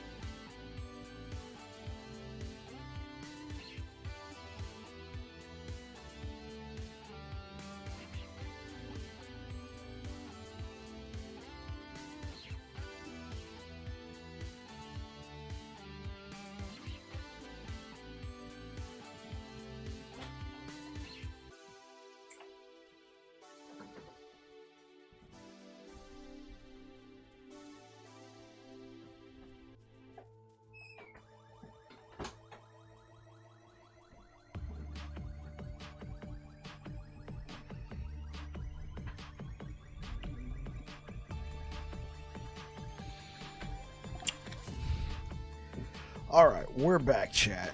And I realized, hey, what up, RoboPower? How's it going? I swear, RoboPower, you just tune in over on YouTube, over on Twitch. Next time, I'm going to see you over on Kit going, hey! Good to see you, RoboPower. What's good?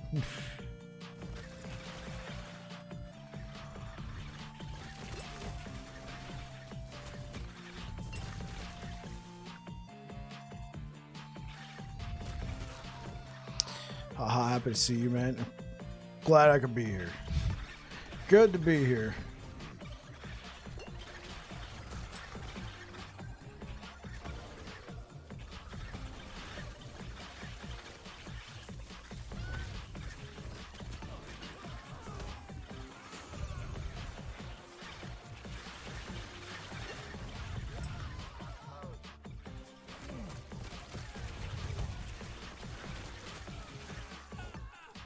What do we got on here so far? Plus 20 health. Well, if we could turn that into a tier 7, then maybe, just maybe, chat, I'll keep this relic.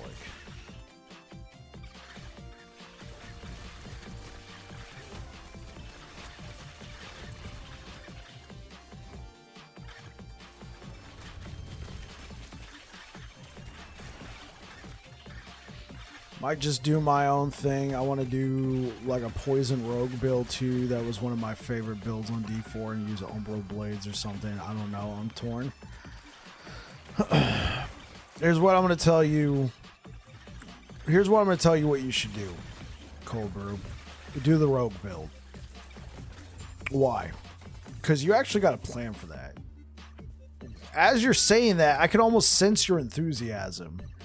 Like, dude, what if I tried this and I use this and oh, what if I had poison? You can't beat that feeling, man. Even if it fails, you're like, dude, at least I went out there and tried. You know what I'm saying?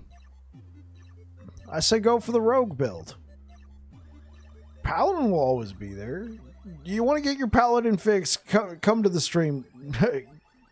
Stop by next week. You'll see me doing Paladin. He's already level 100. We'll be blasting.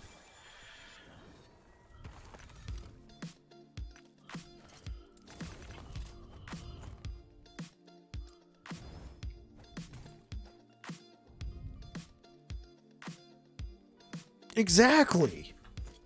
Exactly. Like, build guides are great. Don't get me wrong. I've made my own build guides, and I'm using a build guide for squirrels. But I'm already starting to go, what if we didn't do that like the build guide says, and we tried this? Yeah, that's exactly that.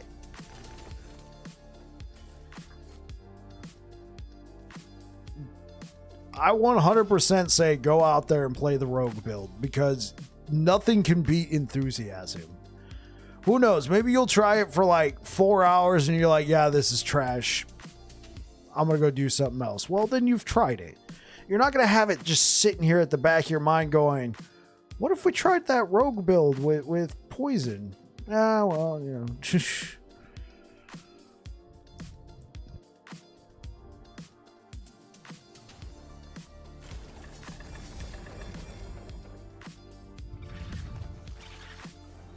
Oh, whoops.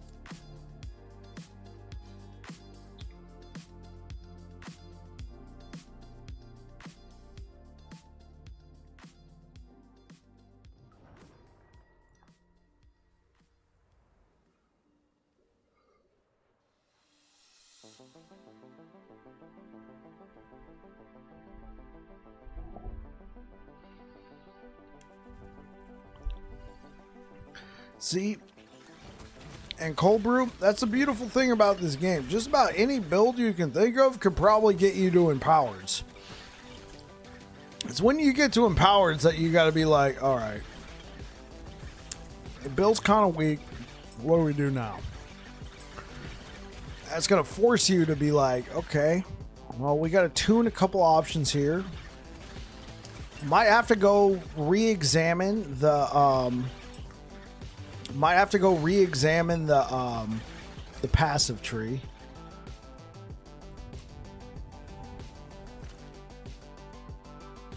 If I'm slogging through the campaign again with it, I'm going to do monos. Yeah, I got you. Yeah. You're already there.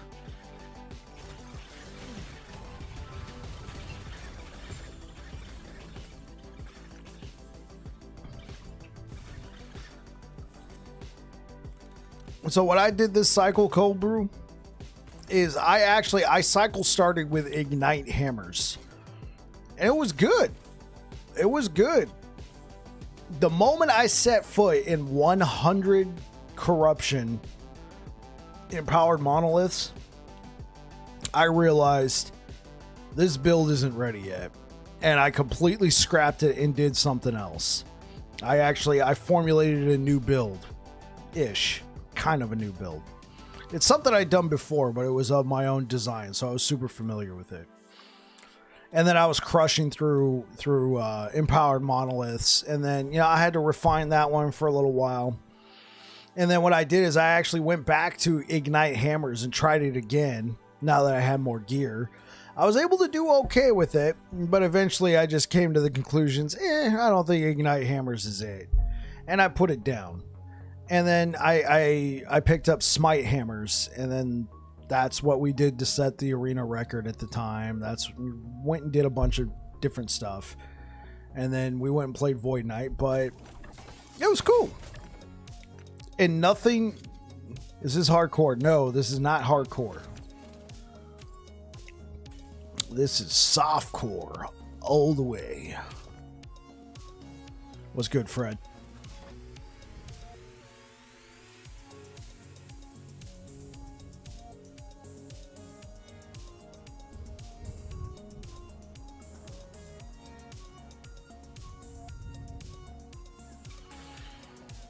Oh, you're running the same build? Yeah, it's been a lot of fun. Like, we are starting to wind things down. Friday will probably be the last day with the build. For a little bit. I'm going back to Paladin next week. So, we pushed into 376 Corruption. Did T4 Julra, T4 Lightless Arbor. We're going to do some Arena tomorrow. See if we can get on the solo account found leaderboards. And that'll be our nice little send-off for the Squirrels Experiment.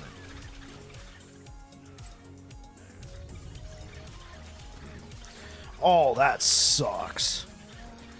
Level 93 hardcore. Hats off to you for making it that far. I am so sorry to see that that's how you went down. Yeah, I could probably get to empowered monoliths in 8 to 10 hours. I've already started a new rogue. I'm like level 12 or something. Go for it, Cold Brew. You already know it. I look forward to hearing back from you sometime, man. Be like, yo, that build was lit. Or, yeah, that build, nah. It wasn't it, but then I went and tried this. Bad way to die, yes. I don't mind dying, but sucks when you're not in control. Exactly. Like, if you had died, like, because you were, like, pushing super high corruption and they just overwhelmed you, then it's like, well, went out on a bang. But when you die due to an internet disconnect, bro.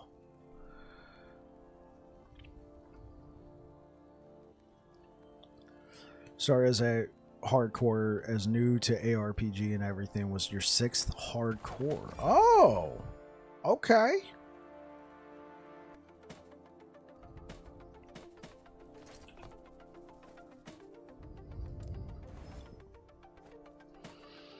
I think I'll give it a try. Thanks, man. I got you, Cold Brew.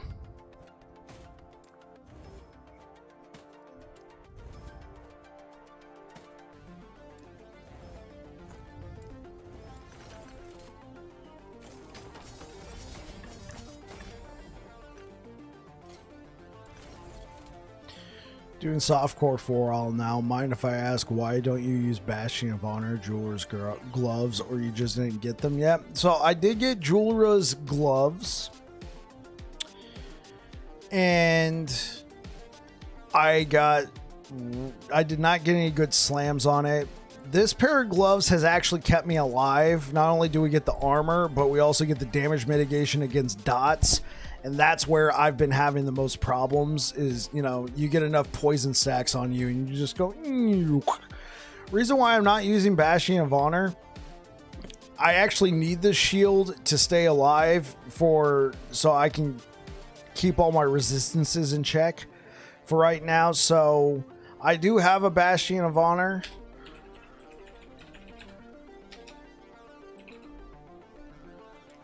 I even got one with LP, so I don't know what I want to slam on there because the max roll guide doesn't. They just expect you to be using a regular Bastion of Honor. So eventually I might go into that. I don't have a lot of strength slammed on. Like I got a plus 12 here, but I don't have any strength on the chest piece. I got 8 strength here. I wasn't able to get strength slammed onto the ribbons of blood.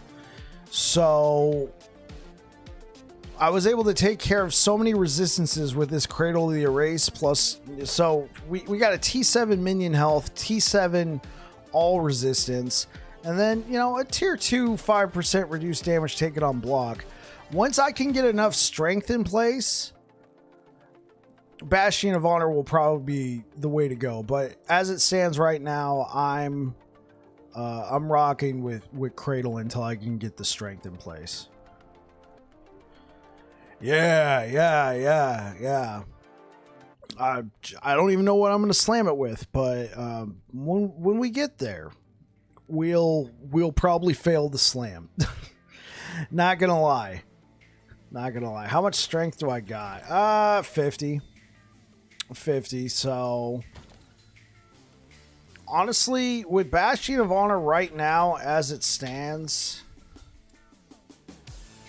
we'll probably, so we get a 1% additional block chance per strength against enemies within 4 meters, plus the 14%. So we're looking at a 64% block chance just from the shield, not to mention, you know, blessings. Yeah, so you get 50% block plus the implicit, which gives you 14. And this is against enemies within 4 meters, which most of the time you're going to be within 4 meters anyway. And then, you know, you can take the blessing, you can take points in the passive tree. I'm currently at 62% block chance with Cradle of the Erased, but I'm also getting all the resistances, everything else. But if you're at like 100 strength, then yeah, Bastion of Honor. And not even 100, 80 strength, 70 strength. We're close, but we're not there yet.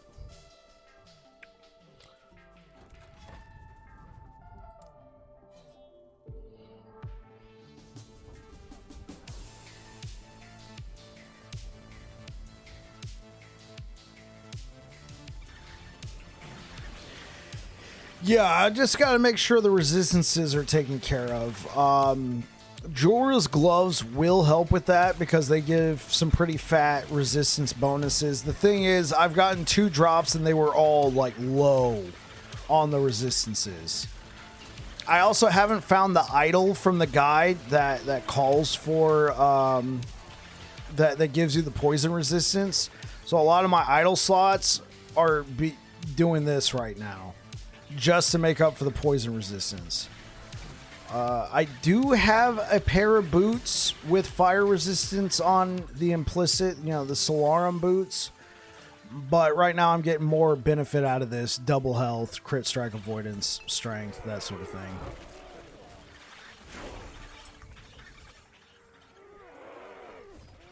At least if you hit a good slam, yeah. And one thing I'm forgetting is Bastion of Honor actually does give you strength.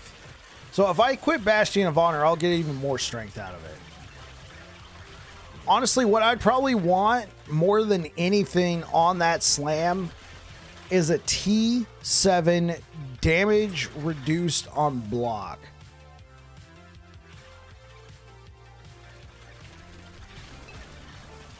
Yeah, I low rolled it. It'll give me +6. It's not going to be anything to write home about. How hard is it to get an Omnis? I swear I've done Orbis 30 plus times at 200 plus corruption and can't get one to drop.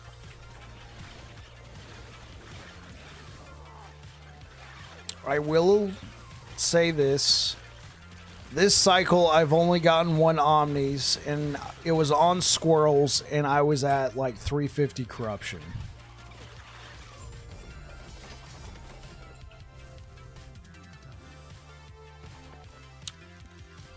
But I will say this. I will say this, Cold Brew. You're going to hate me for this. I don't need it on this build. But you're going to hate me for that.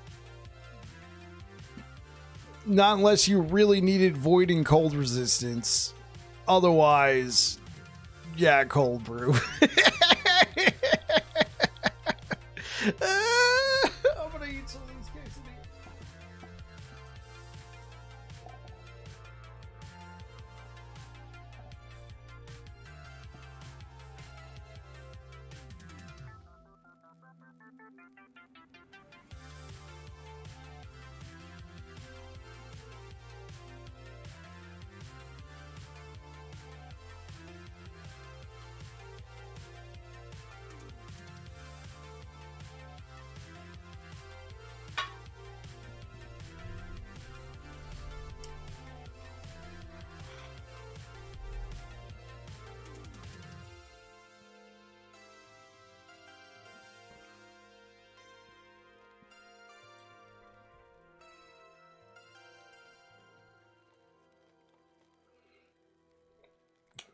That's right, cold brew.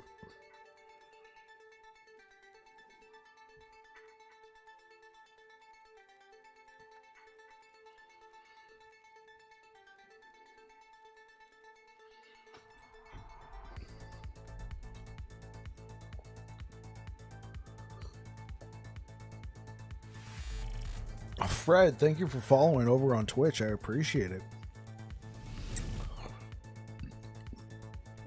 You think you got one mono at 300 something? I'll just keep trying to farm there. I want one so bad. Are you trying to get it for that Void Cleaver Racing Strike build? Just had some Wagyu beef. Fat on the Rec Tech with burgers on high heat. So good. That sounds really good, Eric. What's good, man? I'm just eating some like 3-day-old quesadillas I made like the other day.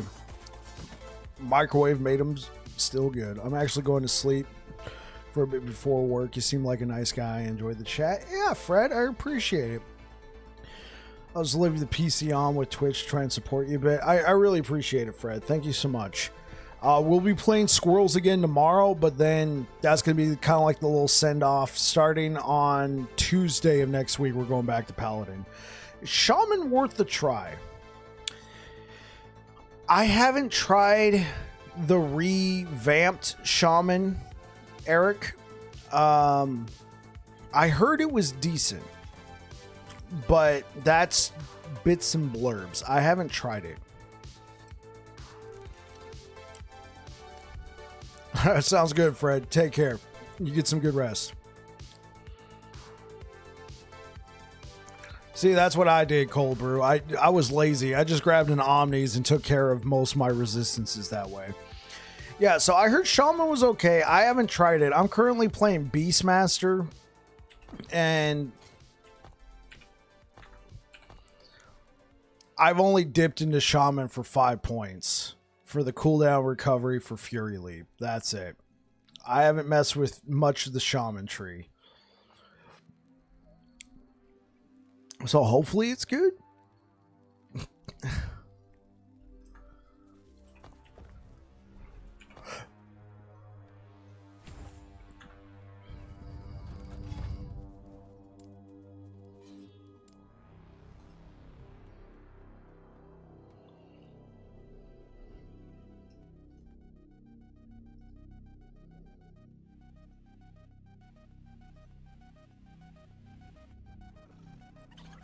Okay.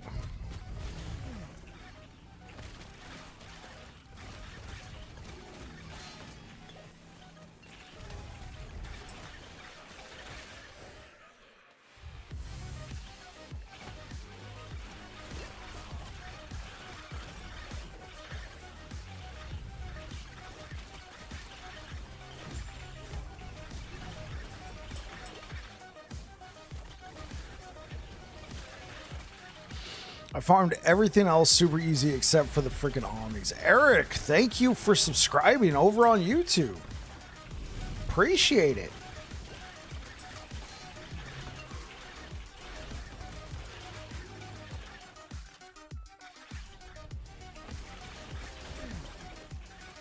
That screen looks amazing. Graphics tight. Appreciate it.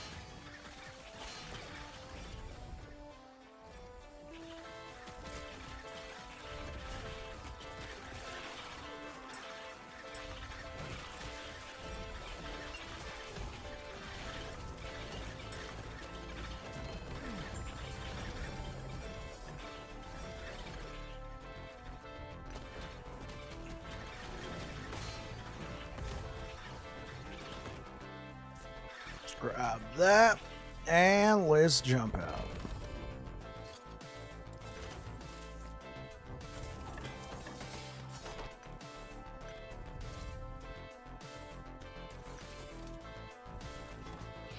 So Eric, do you play Last Epoch currently?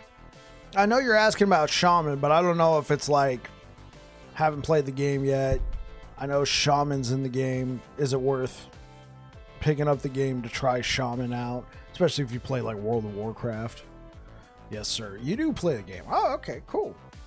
Well, what's your current class you like to play?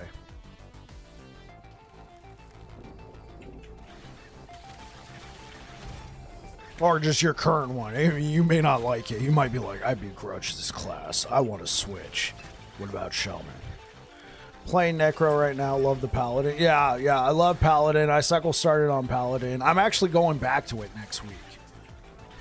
Blade Dancer. Oh, yeah. Blade Dancer. I unfortunately have not played a lot of Blade Dancer. I got one to Empowered Monoliths in beta, but it was a lot of fun.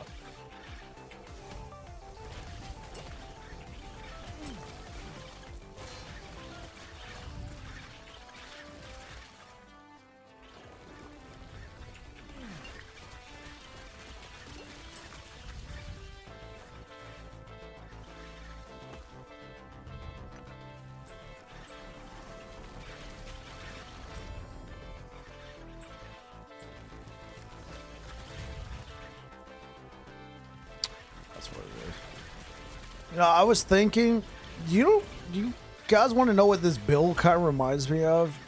Did anybody see the Suicide Squad movie? Not the first one, but the second one.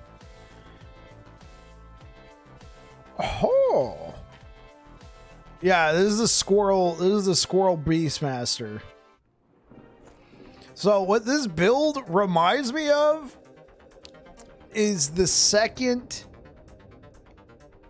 Suicide Squad movie where there's that lady who can like control rats. This kind of feels like that. I got my own army of rats right here. They just go freaking nuts.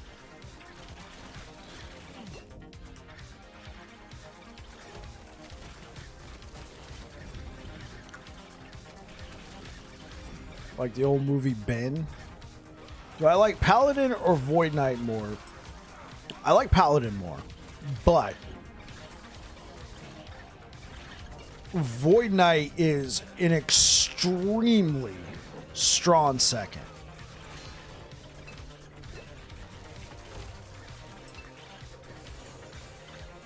He looks like a beast. Love the look. Oh, frick. I was like, oh, let me read. Whatever.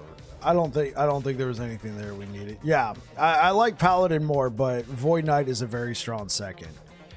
I do feel like sometimes Void Knight gets kind of pushed into melee. I mean, that's not necessarily their lane, but they kind of get pushed into melee, which I love. I love melee. I absolutely love melee.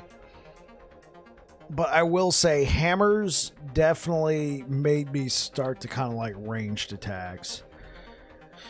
Wish they did more cosmetics in the game. I'm a sucker for cosmetics. The ones in the shop are kind of meh. I may try Void. Yeah. I think the reason why I get questions about what do I like more is because my most successful videos on the channel are Void Knight builds. Even though Paladin's my favorite class, my most successful YouTube videos have been Void Knight builds. The Void Cleaver Racing Strike build was extremely popular. I released that the day before the game came out, and I had people coming into the stream going, hey, tried your build out, worked great, or I got a question about your build. So that one did very well. And then I bought into the Rive Healing Hands because everybody was doing it on Paladin at the time it was discovered. And I went and did it on Void Knight, and now that's become my most popular video. So if anybody looked at my uploads, they'd think I'm just Void Knight 24/7. Hell, there's probably a number of live views of people coming in expecting to see me playing Void Knight, and I'm not. And they're like, I'm going to go somewhere else. Void is pretty fun. My build is awful right now. It's all over the place. Hey, Void Knight is a ton of fun, no matter if your build is awful or not. Have I played Rune Master? Yes, I have. I played it in beta.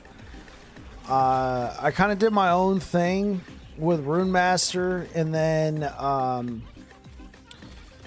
decided to start building into Hydrahedron. I was still doing my own thing with Hydrahedron, but after it was all said and done, it looked pretty similar to the guide from Max Roll. So I was like, well, we kind of came to the same conclusion, right?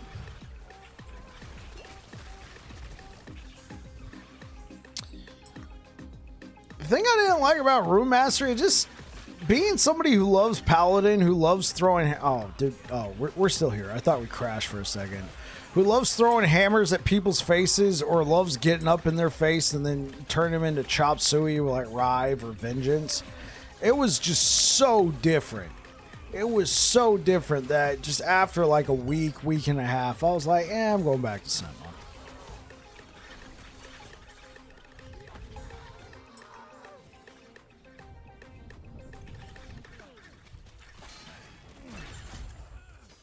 Though, ironically, I feel like the Rune Master streams I did were some of my more popular streams. Rive is so fun. Rive is a ton of fun. Especially if you're playing Void Knight and you're getting all those echoes popping off because you can, you can double that in Warpath, your favorite skill. Warpath can be a lot of fun. And you know what? I haven't played a Void Knight Warpath build. I've only done the Paladin version. I haven't done a Void Knight version, and it looks pretty wild. And the reason is echoes. Your little Void Echo guys just start spinning all over the map with you. It feels like you got a whole army of spinning tops. It's the Dreidels of Doom.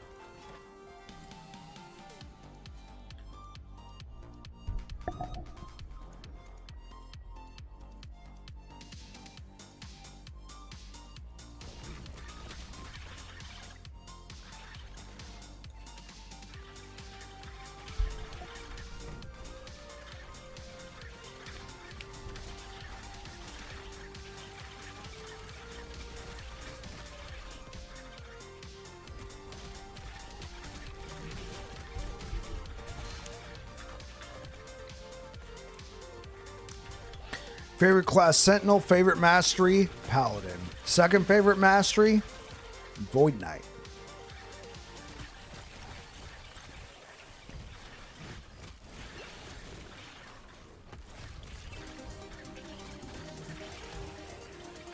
I will say, Squirrels is probably making a strong push to be my third favorite mastery / class. This has been a ton of fun.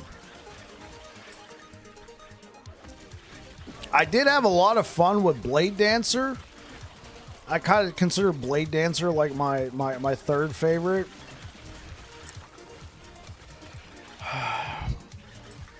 And then we got Forge Guard. I like Forge Guard. Forge Guard has kind of a cool fantasy. He's a hit me bro type class, except it's just not very appealing to me. The only reason why Forge Guard gets any high marks with me is because of one thing, chat. You want to know what that one thing is? He's a Sentinel.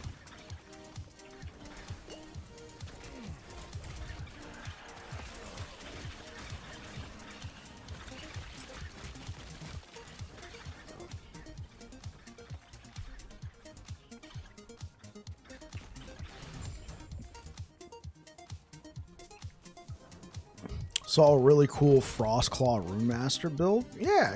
Runemaster's cool. I personally was just not into spells. I'm a simpleton. I'm like, I got hammer. You got face. I throw hammer at face. You get hurt. Or, I got sword. You got stomach. I stab you with sword. You got hurt. That's how I play a lot of action RPGs. Yeah, I'm an Unga Bunga guy.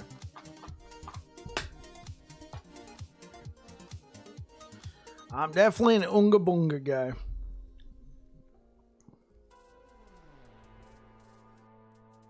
I'm gonna mute the mic real quick, chat. I got like some crumbs on it. I want to clean it off, and I don't want to be like to your ears. So one moment.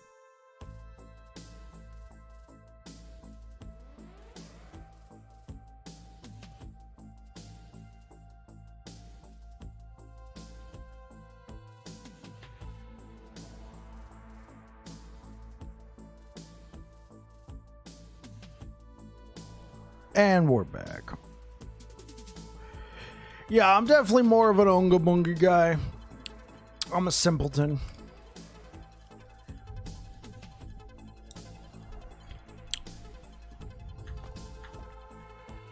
Which is kind of weird because, you know, my first real action RPG experience, well, my first action RPG experience was Sacred. You guys remember Sacred? 2004. Yeah. I played the dwarf. The reason why I love dwarfs. And what's my favorite build I uploaded so far? 100% my favorite build I've uploaded so far is... Anybody want to give him any hints, chat? Okay, I'll just say it. Void Cleaver Racing Strike. Favorite build I've uploaded so far, which again, my favorite build I've done is Void Cleaver Racing Strike. My most popular uploads are Void Knight. I've pushed the furthest on Void Knight in Corruption. I took that Void Cleaver Racing Strike build even after the game came out, and you know, all the corruption changes. He was already at 600 some odd corruption. And all of his gear got changed because he used a whole bunch of gear that got removed from the game, right? And the helmets and the chest plates and everything. Well, just the helmet got changed primarily. And even with that, you know, with that going against me, I still went from 600 corruption to 630. I pushed corruption with the new corruption changes. And then I just put him back down again in the new system, just to, you know, test it. Be like, yo, is this build still viable? I had already pushed into 600 plus corruption in the old corruption system, so I tried it in the new corruption system. Yeah. So even with all that said, I'm still, my favorite class is Paladin.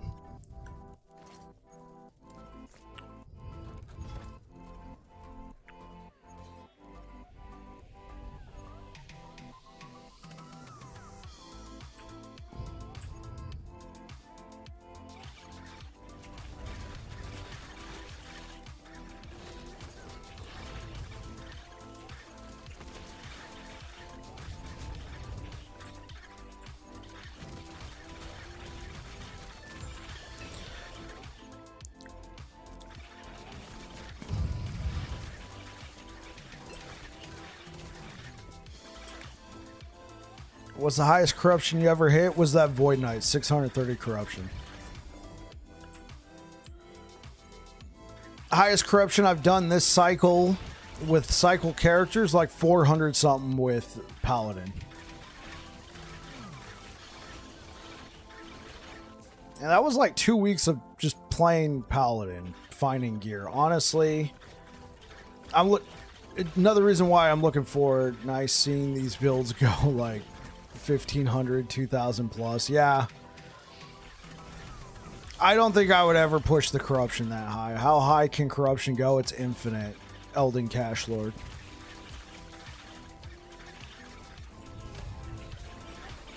And that's the thing. It's mostly due to ward.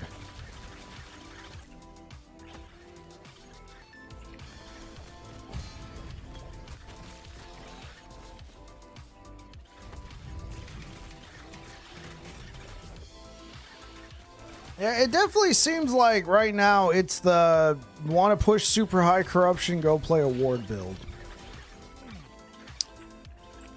You know, there's probably somebody out there right now, though, who's pushed super high corruption and has not done ward. And when I say super high corruption, I'm talking 1,000 corruption. Who has not done ward, and it's not Falconer. There's somebody out there. He probably even did it on Sentinel. Feels like a cheap mechanic. Is there a reason to push super high corruption? In my opinion, after 600 corruption, I don't think there's a point. You do get better rewards. The rewards keep going up as you go. But I feel like the devs, their idea is if you got a good build, you can do around 300 corruption. If you got a really, really good build, you can do around 600 corruption. Anything after that is godly. And so far, I feel like people have discovered some mechanics with ward and have pushed into thousands of corruption.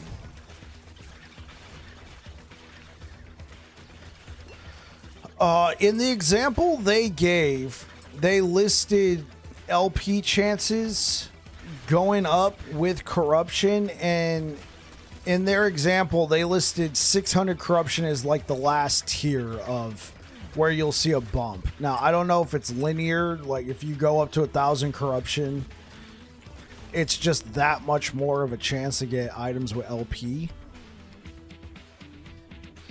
But in their example, they listed 600 corruption plus as being kind of like a marker.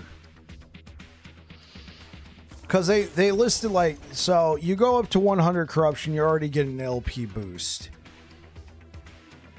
Marksman is doing it with the gear from Lightless Arbor, no wards. Oh, I got your ethos.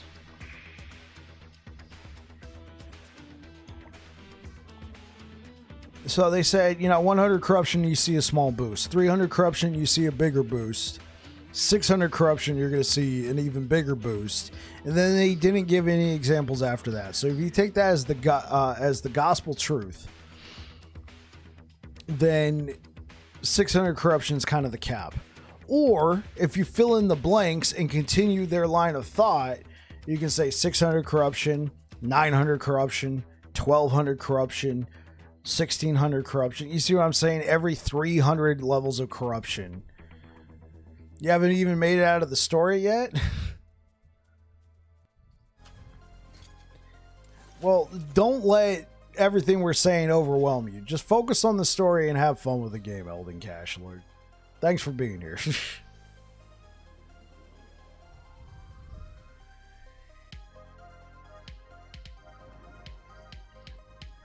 So specifically Marksman is able to do it. Okay, that makes sense. I figured there might be some some really well geared mid-maxed sentinels that might be able to do it, but they're playing like hammers. You get close, you're gonna get shredded.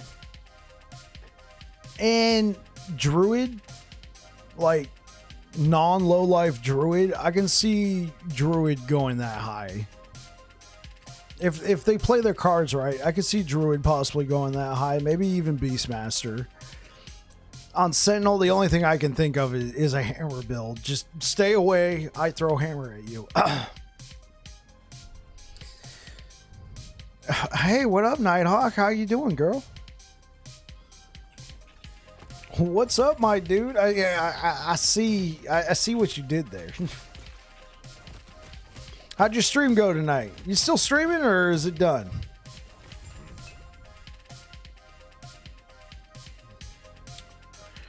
Doing okay? All right. If you're over here on Twitch,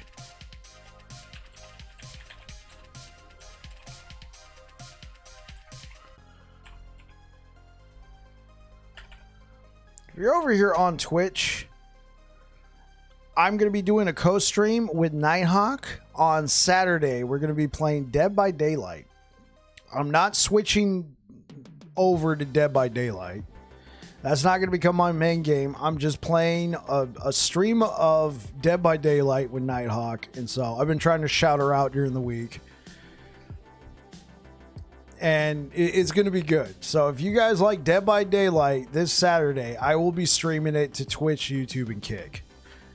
Oh no, that's okay. Honestly, this game is a lot to take in for sure. I'm pretty new to the game genre. More of a Souls player. I'm liking the change of pace. Oh yeah, for sure. Gave a follow. I appreciate it, Cold Brew. Appreciate it, Cold Brew. Nighthawk does a lot of horror games. She really does a lot of Dead by Daylight. We did a stream on Halloween last year, and that's actually where I met her. I was playing with somebody else, and he's like, "Yo, I know this good Survivor player. Her name's Nighthawk. Can she join?" I'm like, "Yeah, sure." This is just a Halloween stream.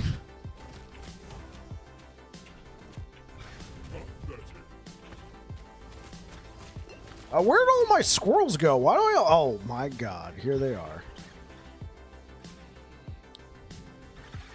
And so, yeah, I got to play with her, and we've been, talking ever since. In terms of Dead by Daylight gameplay. This hates, this despair, oblivion burns. Old Wolfie boy. Yeah, dirty fire wolf.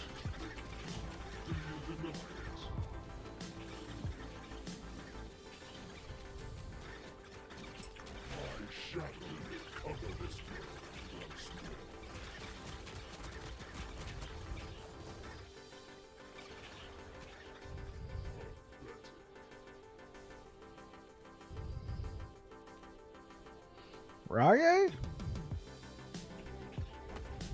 No, squirrels, you're supposed to come back.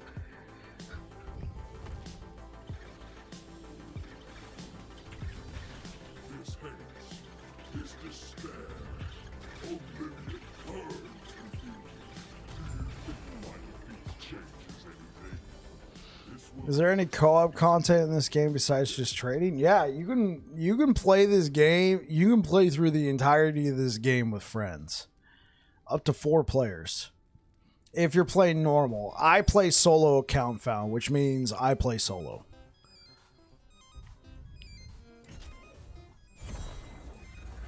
And I'll show you why I play solo.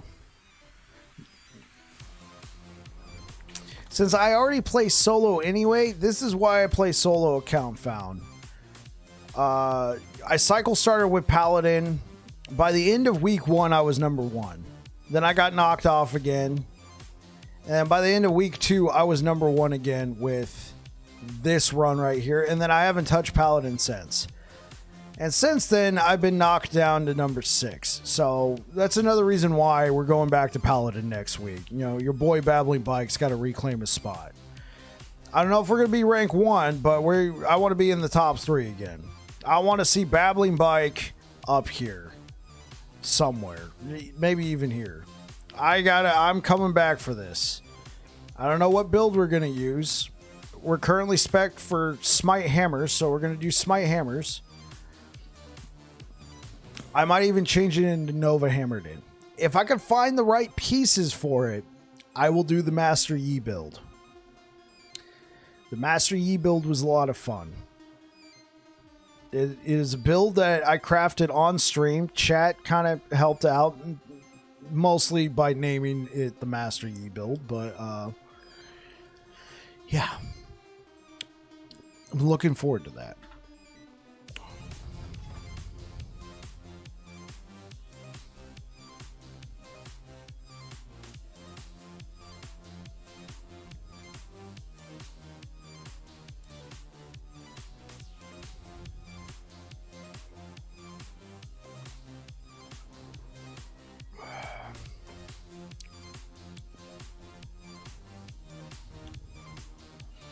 So anyway, the reason why I said solo, I don't know if you saw, if you play solo account found, you get your own leaderboard. Everybody who's on that leaderboard is solo account found. Means they play strictly solo. They don't trade. They found all their own items like that. Because that's how I typically play the game anyway. So when I started this cycle, I was like, I'm playing solo Confound. Because trying to be a solo player who competes on the normal leaderboard is difficult.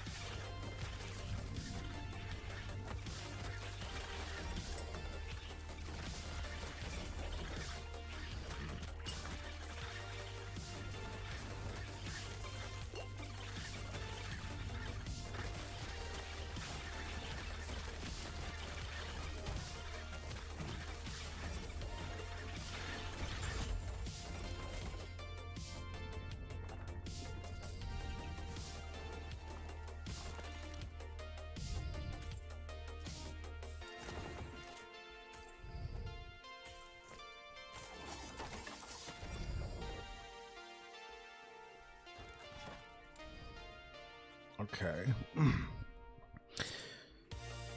So we could push this into 300 corruption. Okay, we could do 300 corruption. Do I want to do 300 corruption? That is the question. Because after 300 corruption, I will say the sustain in this build becomes remarkably, like, you can see it.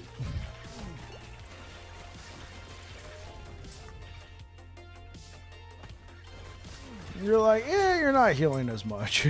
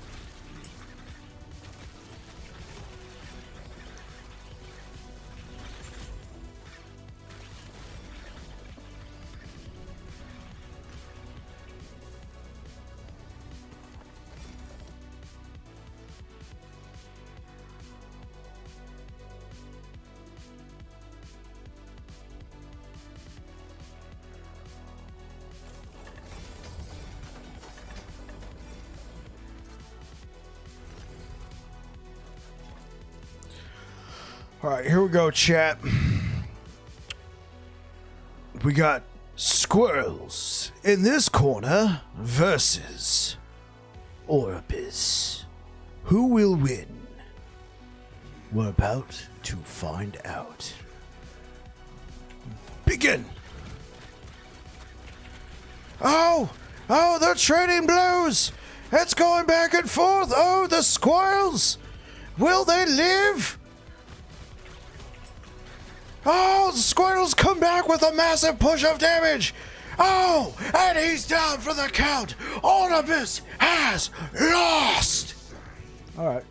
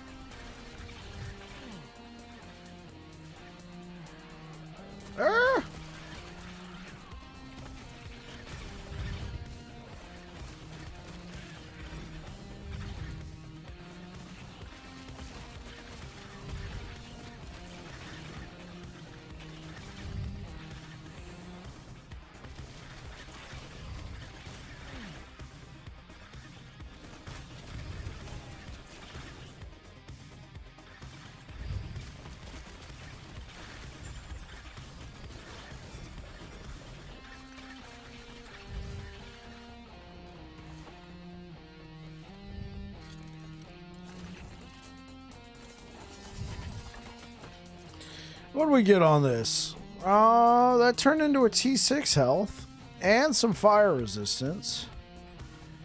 But we're dedication.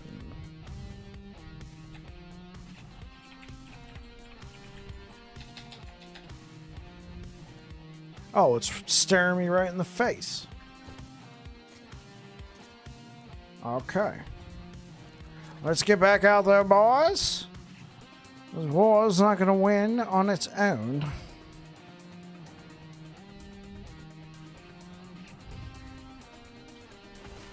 Oh no. Squirrels, come back. I'm sorry.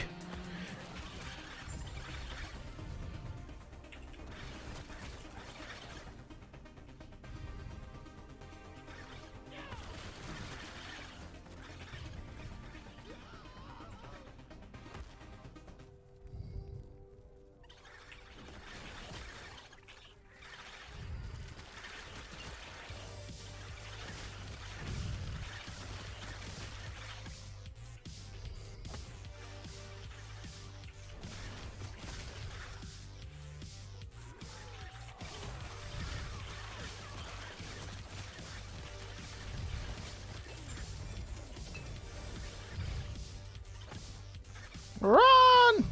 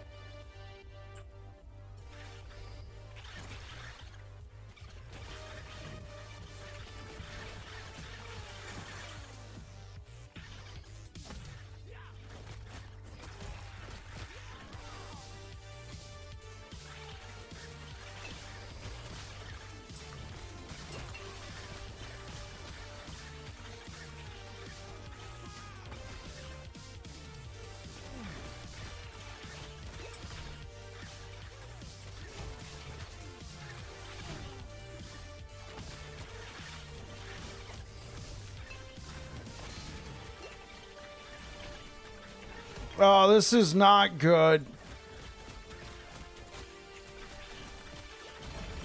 Oh, great. And we had a prophecy drop. Let's get funky. Kill him, good.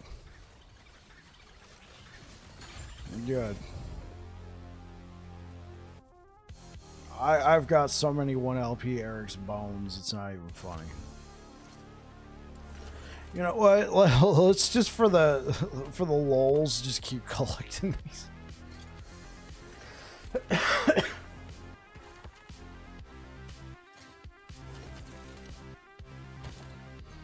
Okay.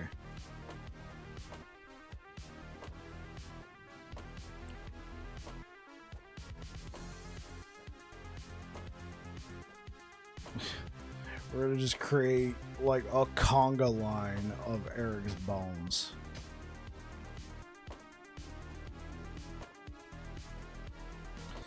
Eric's bones.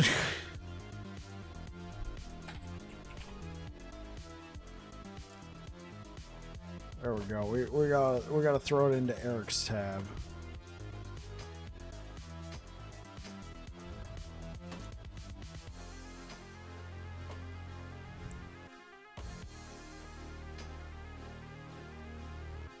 Hey, what up, Achion? Or was it Akion?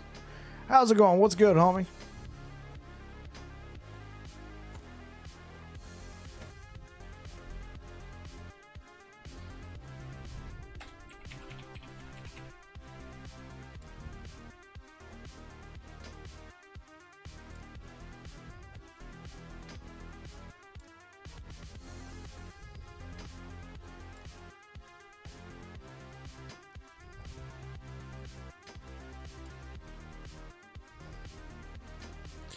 Doing good. Hope you're doing all right. I'm leveling your first character, so just chilling. Hey, that's what I'm talking about, man. What are you playing?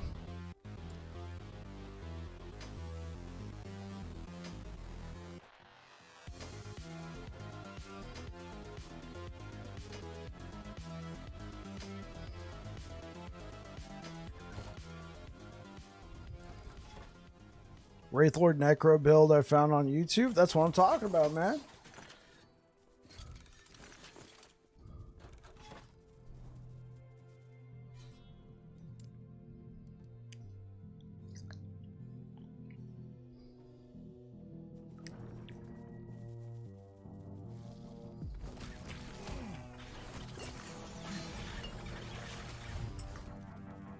Thought it looked cool? Yeah.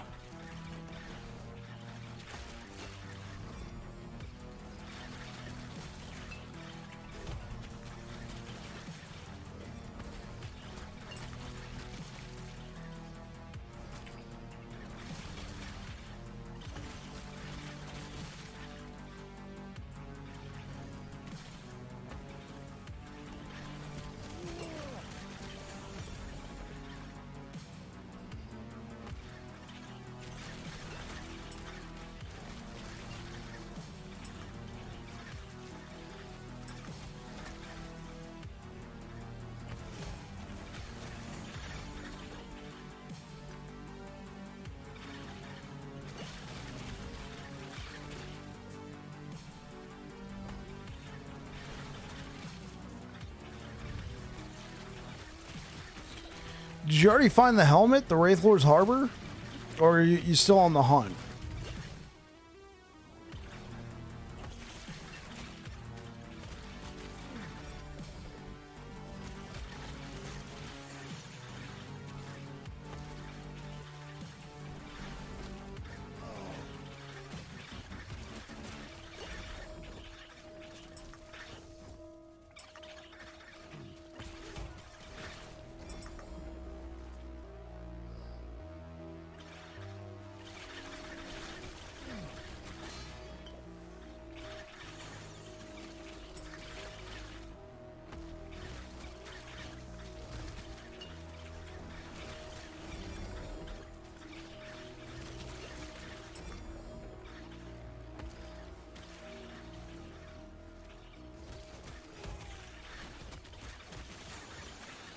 Still gotta get it with the observatory probably. I got the boots.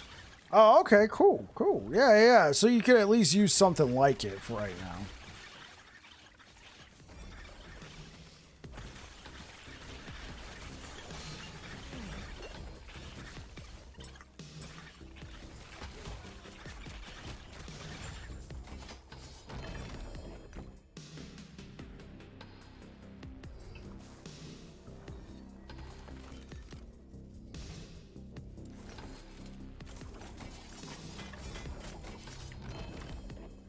Look.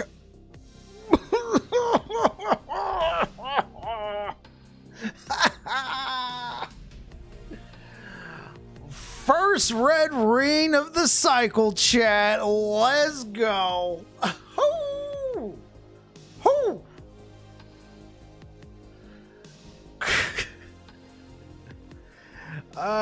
Let's go. First red ring of the cycle. Let's go. And I got it out of the box. Amazing. I got it out of the box. Man. It'd be cool if we could get some LP on this BZ, but I ain't knocking this. First red ring of the cycle.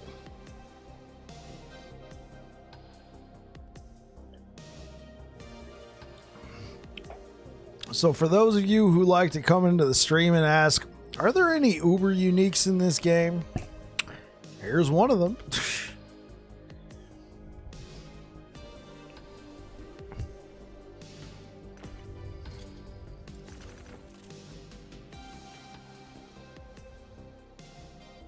Have a good night, King. Appreciate it, Cal Carter. Oh. That's going in here. We're tucking that in down there. We're tucking that in down there. Now, let's see if we can get another hoop and a holler out of this. I want an Eternal Eclipse. I want it with LP. I want it with at least 1 LP. But it'd be cool if we can get 2 LP.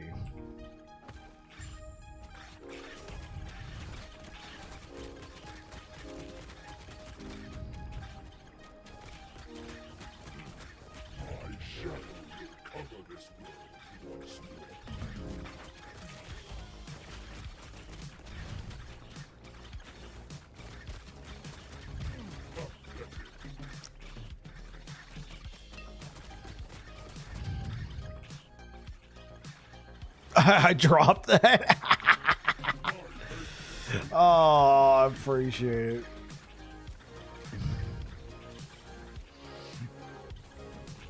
This hate, this despair, oblivion burns within me.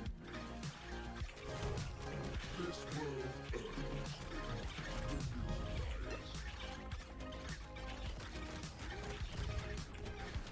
My shadow will cover this world once more.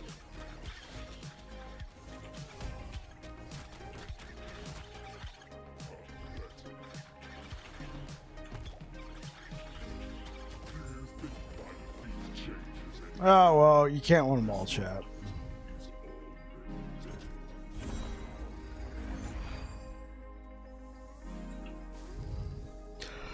Which build utilizes this ring? I got 2 of them with a 1 LP Amazing Circle of Fortune drop. Oh, that is an amazing Circle of Fortune drop.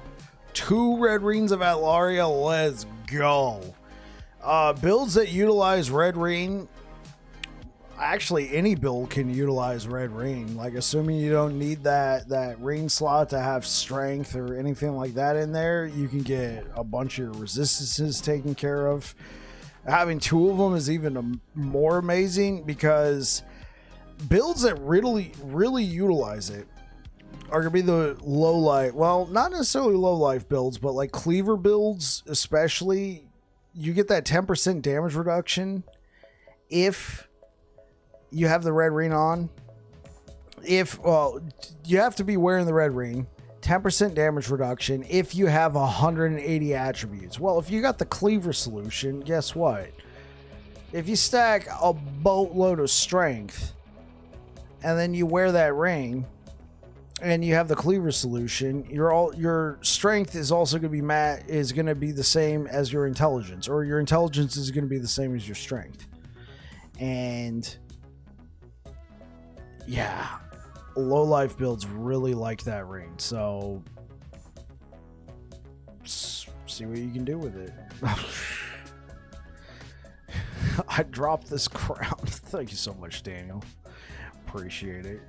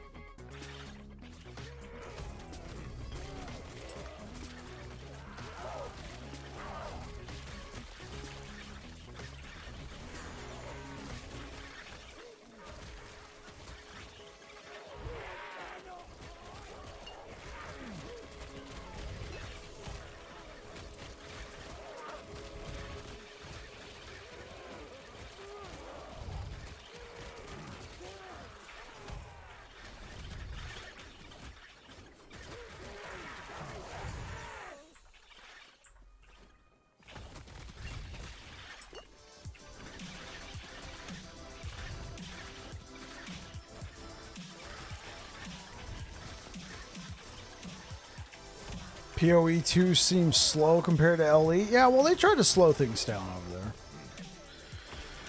there. But we haven't actually played the game yet. We've seen some footage, and I know PoE 2 got delayed. It was supposed to enter closed beta in June, and it's now going to be like the end of the year or beginning of next year. It got delayed by a decent amount. But yeah, it's probably going to be slower than last Epoch.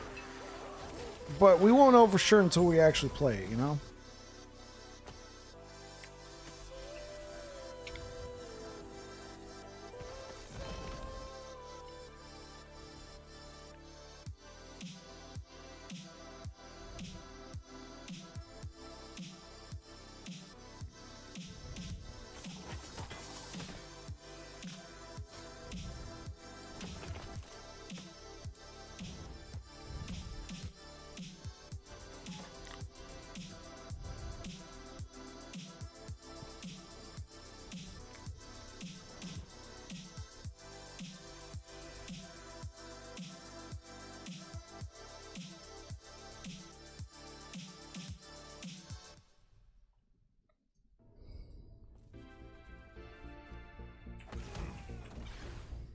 Oh, frick. Squirrels, come back.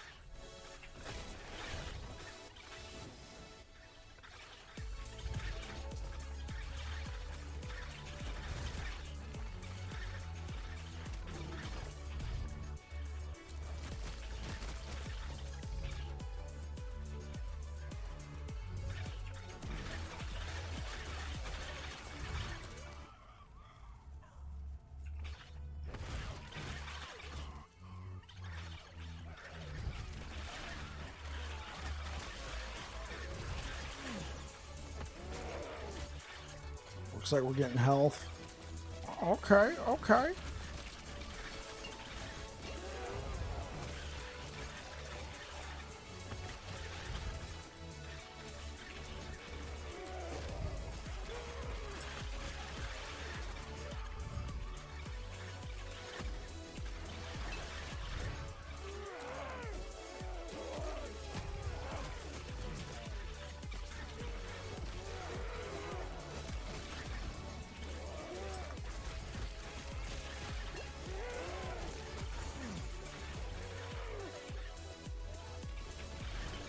Nope, nope, nope, nope, nope.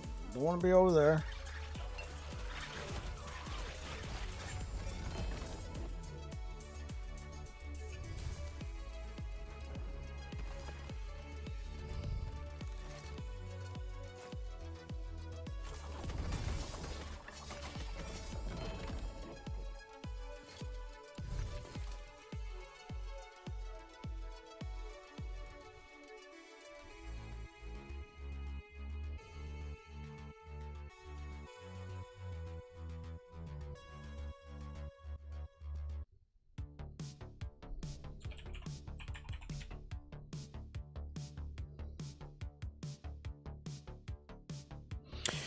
All right, guys. If you're over here on Twitch, I'm going to send you over to Chuckles. I am in it for the night. I will be back again tomorrow. We'll be playing more squirrels. We'll be in the arena. We'll be pushing corruption. And then on Saturday, we will be playing Dead by Daylight with Nighthawk. Appreciate all the support. Thank you for the subs today. Really appreciate it. Thank you so much. Look forward to seeing you guys in the next one. Take care.